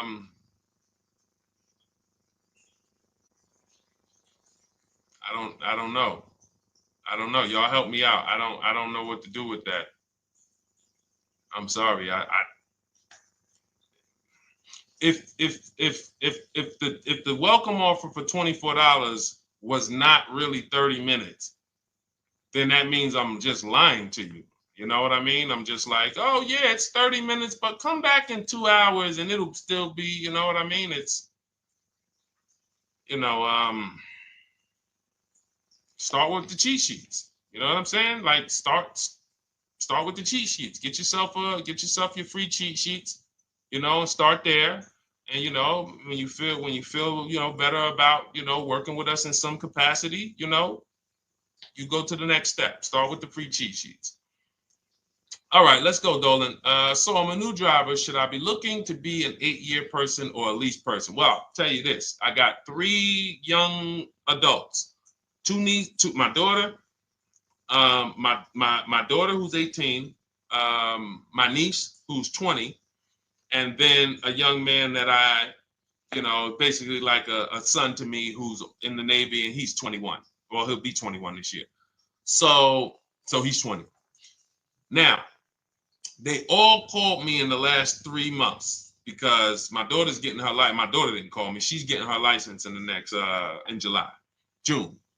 And we've all talked about this. How should I get this car?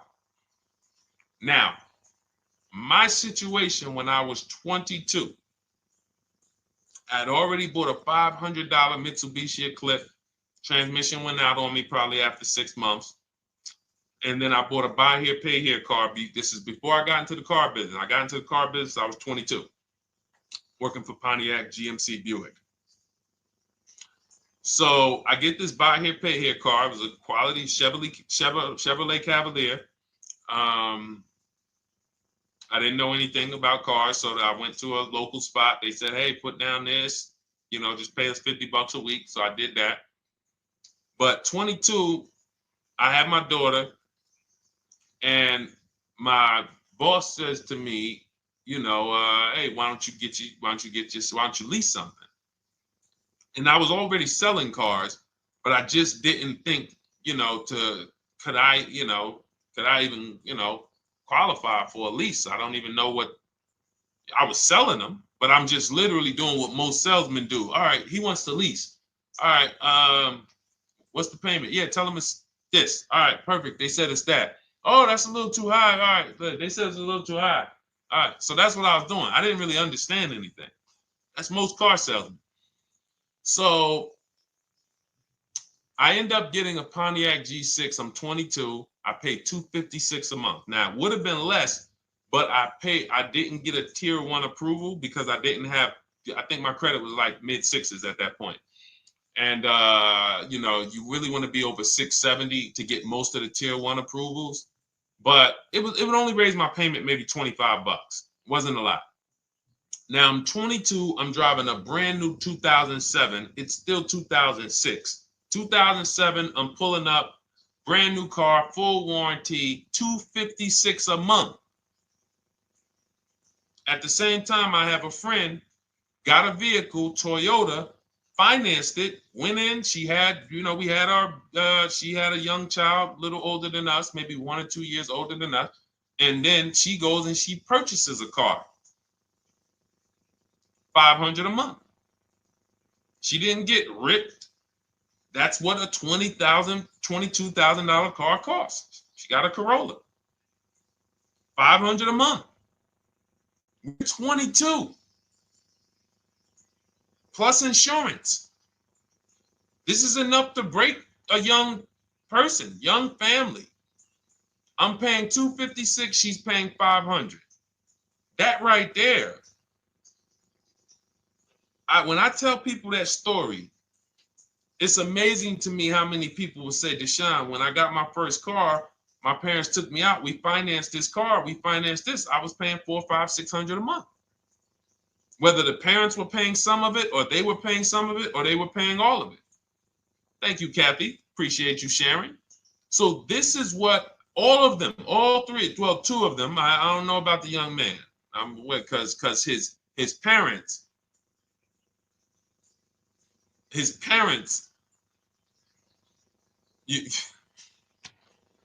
I'm not going to override your parents. And if your parents tell you that they think you should buy a used car or buy a good, then okay. But I'm just telling you, when you see my daughter and you see my niece pull up in brand new cars and they have low payments and they don't have to worry about getting stranded on the road, hey, call the tow truck. Do we still have a warranty on this thing? So I would be telling, again, 8-year rule. Because if I've had young people in their early 20s who are like, I'm not even into cars. Like, I'm going to buy this and I'm going to keep this car. Like, I'll keep it 8-10 years. And I've had some people who they know when they get a better job, when they move to this, they're going to start a family. They're probably not going to keep the car 8 years. So it still goes back to the 8-year rule. Always, always. Most people should be leasing their cars. That's how I did very well throughout my 20s. Praise the Lord, because I did not have high car payments.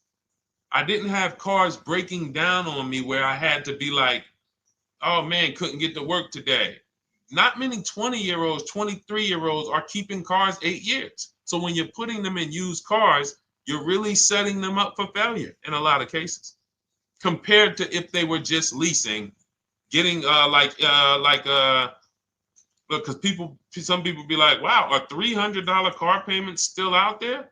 Oh yeah, they're still out there. Just you just are shopping for the right car. I know India had her look, Rosalie, she's in our done with you video checklist and coaching program, like Cars from Home. She's, you know, this is our Facebook group she's commenting from. 3 vehicles she got, all for her sons, all of them. A Nissan Rogue, $399 a month. That's a $36,600 car. She got a Mazda CX-30. That's a $28,200 car. Payments $339 a month. $339 a month. And then she got a Mazda CX-50 for her other son, $40,000. On top, we haven't even talked about the equity and leases and selling leases and, you know, really maximizing her equity, because she said she got $6,700 selling 2 of the old leases. $6,700. Drove the cars for 3 years, had equity, bid it out, sold 2 of them, $6,700. You're probably like, Deshone, I didn't even know you could sell a lease. My question is, how much has that cost you? So when you're looking at investing in anything we're doing, be it my book, be it Shop with Deshone, our video checklist and coaching, be it our Done For You program. One thing that we do covers everything. Your first deal, if you're moving, you're gonna be like, shoot, I got everything I just invested back times 10. That's what we hold ourselves accountable to. Just her equity alone, she's made $6,700 selling 2 cars.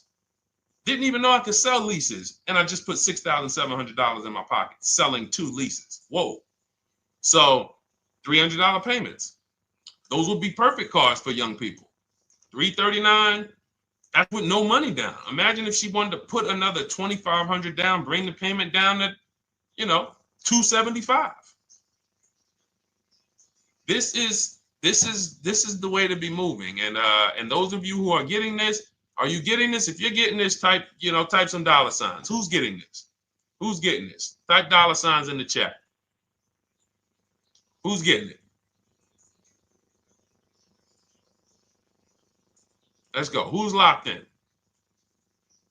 All right. I see you, Mario. I see you, Dane. I see you, Terry Carter. I see you. Who's getting this? Who else is getting it? Who else is locked in?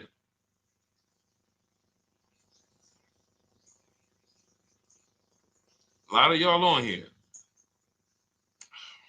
Listen. I see you, DJ and Nice. I see you, Arms Reach. And I can tell the people that's locked in because they be like, all right, Deshone, you said you here for 90 minutes. I know we got about 3 minutes left. I'm hanging for this whole thing. I don't want to miss anything. Shout out to the people that are locked in. All right. Go ahead, Dolan. Should the out-the-door price include your trade? First of all, that's a curse word. All right. We're going to go back to that because I got out of saying that for a while. We do not trade cars. So you probably just popped in maybe about 30 minutes ago on the stream. We were talking about the 3 pillars of great car deals: who you buy your car from, who you sell your car to, who you get your loan from. You in order to get a great deal, a below market deal, you must get a great deal from each one, which means you bid out each one. I bid out, got multiple offers for who I was going to buy my car from. I got multiple offers for who I was going to get my loan from. I got multiple offers for who I was going to sell my car to. I bid out everything, therefore I got my great deal. If you bid out this, but you don't bid out this, and somebody you get an interest rate of 7.1 when you could have got an interest rate of 5.2, you lost $2,000. Depending on the cost of your loan, how much you're financing, you lost $2,000. Yeah, you did a bid on who you bought the car from, or you didn't bid out your trade, therefore you didn't find the highest bidder. You traded your car for 14. Another bidder would have paid you 18. You lost $4,000. So you got to bid out everything. That's why we do not trade. The only people that have to trade are people with a lot of negative equity who can't pay off the difference. And that's why I am the reason for negative equity is not understanding leasing. You buy your cars, take out loans, switch the car. Negative equity. It's literally the reason for negative equity is I should have leased, but I didn't. Now I have negative equity because I'm replacing this car with a loan still on it. So out the door price will not include your other car. And if I was trading a car, then yes, the out the door price would include the trade. But because we do not trade cars, our out the door prices don't include the trade. Let me show you an example of what our out the door prices look like. So these are some spreadsheets for our Done For You program where we shop for clients. You can see here, this is we shop for a Subaru for this particular client. In this case, look, and you can see the MSRPs for this car. It's an inexpensive car, $27,000, $26,000. Look at the out the door prices, 29, 30, 30, 29, 29. These are all out the door prices with the taxes and fees. So you can see these dealers are giving either no discount or a little discount. 27 out the door price is 30,000. But look at the winner. Look at the winner. This particular dealer won the bid at this particular time They're not going to win the bid all the time. In this particular case, they needed the unit. $27,900 is the MSRP. Out the door price is $27,463. The out the door price is lower than the MSRP. How? Because they took off almost $4,000 in discounts. Almost $4,000 in discount. So every time you shop for your used cars or new cars, this is how you should be shopping. If you're not leasing, this is how you should be shopping. I'm getting multiple offers, out the door prices, comparing who gave me the best offer. Who gave me the best offer? Oh, look, Daniel Thompson said, D, I'm bidding out to sell my car and got a $4,000 swing from the lowest to the highest bid. This is the people who you listen. If I can bring them on and have them talk, they would be talking to y'all about how different this is. I didn't bring you here on a Tuesday afternoon, or you're not watching this. If you're watching the replay later on Tuesday, or maybe, Wednesday morning, we go live at 12 noon, Monday through Thursday. So we replay the show just for everyone who missed it. You can send all your friends, family, go to Deshone the Auto Advisor's pages, watch the replay from today's show. But they know this is, I didn't bring you here to talk to you about hundreds of dollars. We are talking thousands of dollars at all times. There is never anything that we talk about that is hundreds. Let someone else talk to you about how you can save a couple hundred more per month. We might be talking about hundreds per month. That might be the only time we're talking about hundreds, $200 per month. But other than that, which equals thousands. We're not here to figure out how we're going to save $50 this month. No, this is big, huge money. So thank you, Daniel. Thank you for tapping in with that information. So, all right, listen, guys. Everything we teach is in a step-by-step format, because when it's not step-by-step, you'll get overwhelmed. When it's step-by-step, you can challenge yourself to stay right on this step, check it off, move to the next step. Check it off, move to the next step. Step 7 in our Cars from Home process is delivery. Step 6 is paperwork. Step 1 is the most important question, which is the 8-year rule. It's literally called the most important question. 8-year rule. How many years are you keeping the next car? Step 2 is the equity assessment. That's why you heard Wendell in his book testimonial. He said, I just completed the equity assessment and we got 30% more than the book value. Bidding it out. He said, I'm about to move to the next step. So everything we teach is step. Step 3 is deal structure, where we budget and we see, all right, how much car can we afford? What does a good deal look like? Step 4, we go shopping, which is choosing what we want. Shopping, looking, doing. We're not buying it. We're shopping the market. We're test driving. We are literally choosing what we want. Shopping, enjoying shopping. Step 5 is multiple offers. That's when we're in talking to dealers online, getting offers, getting bids. Step 6 is paperwork and protection to make sure that the offer we got is legit. We tied it up. Paperwork is right. We go over extended warranties, tire and wheel, maintenance plans. Do we need them? Key protection. Do we need any of this stuff? And step 7 is delivery. It is a step-by-step path. That is how people win. They're not coming into some college to learn how to be a car salesman or to learn everything I know. No, it's a path. So if you want the blueprint in book form, that's my digital book, Cars from Home, 7 Steps of Saving Time, Money, and Avoiding Dealerships. Normally $97, part of our 30-minute welcome offer. You can get yours for $24 in my TikTok bio, Instagram bio, the YouTube comments, and the Facebook comments. Click those links and then click the special $24 welcome offer. It's good for 30 minutes.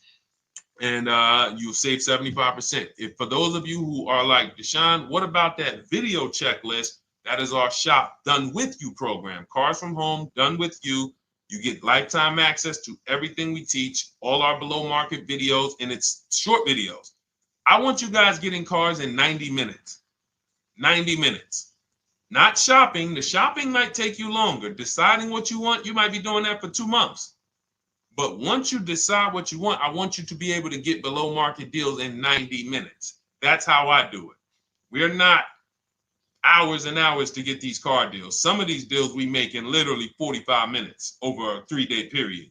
So that is how we do it. And you'll have access to our coaching program. We do Zoom calls twice a month, first and third Wednesday. And you have a Facebook group with 1,600 people in it that have come before you in the last 3 years. And then for those of you who qualify for shop with done for me, just do it for me, Deshone. New cars, new cars and leases only. Credit score has to be over 670 FICO. Book a call with our team. Let's see if we can help you. All of those have welcome specials. The book is 75% off welcome special. Shop with Deshone is $200 off welcome special for 48 hours. And done for you is $300 off for 72 hours. All welcome specials for people to say, all right, I'm taking action. I'm going to take advantage of a lower investment for taking action immediately. And for those of you who you're still new here, you're like, Deshone, I like the information, but I need to get, can I get some free advice first? Let me test out some free advice. You can, of course, go download our cheat sheets, and that's there as well. All of that is in the Cars from Home Toolkit.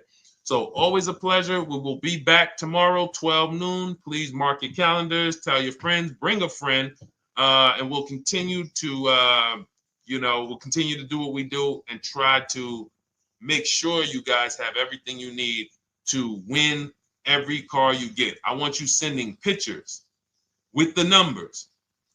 You know you've done it right when every car you get, you have pictures with the numbers.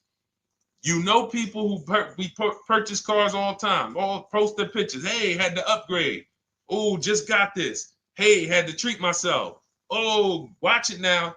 But you never see the numbers because they really are not confident in the numbers. They don't want to talk about the numbers. Everybody who shops with us, whether you're getting our book, whether you're using our stuff, and sometimes people who they piece together my social media videos and they'll get it done. But they are sending the numbers. Look at what I paid for this car. Not only did I get a great car, but look at the deal I got on the car. That's when you know, all right, you understand this thing.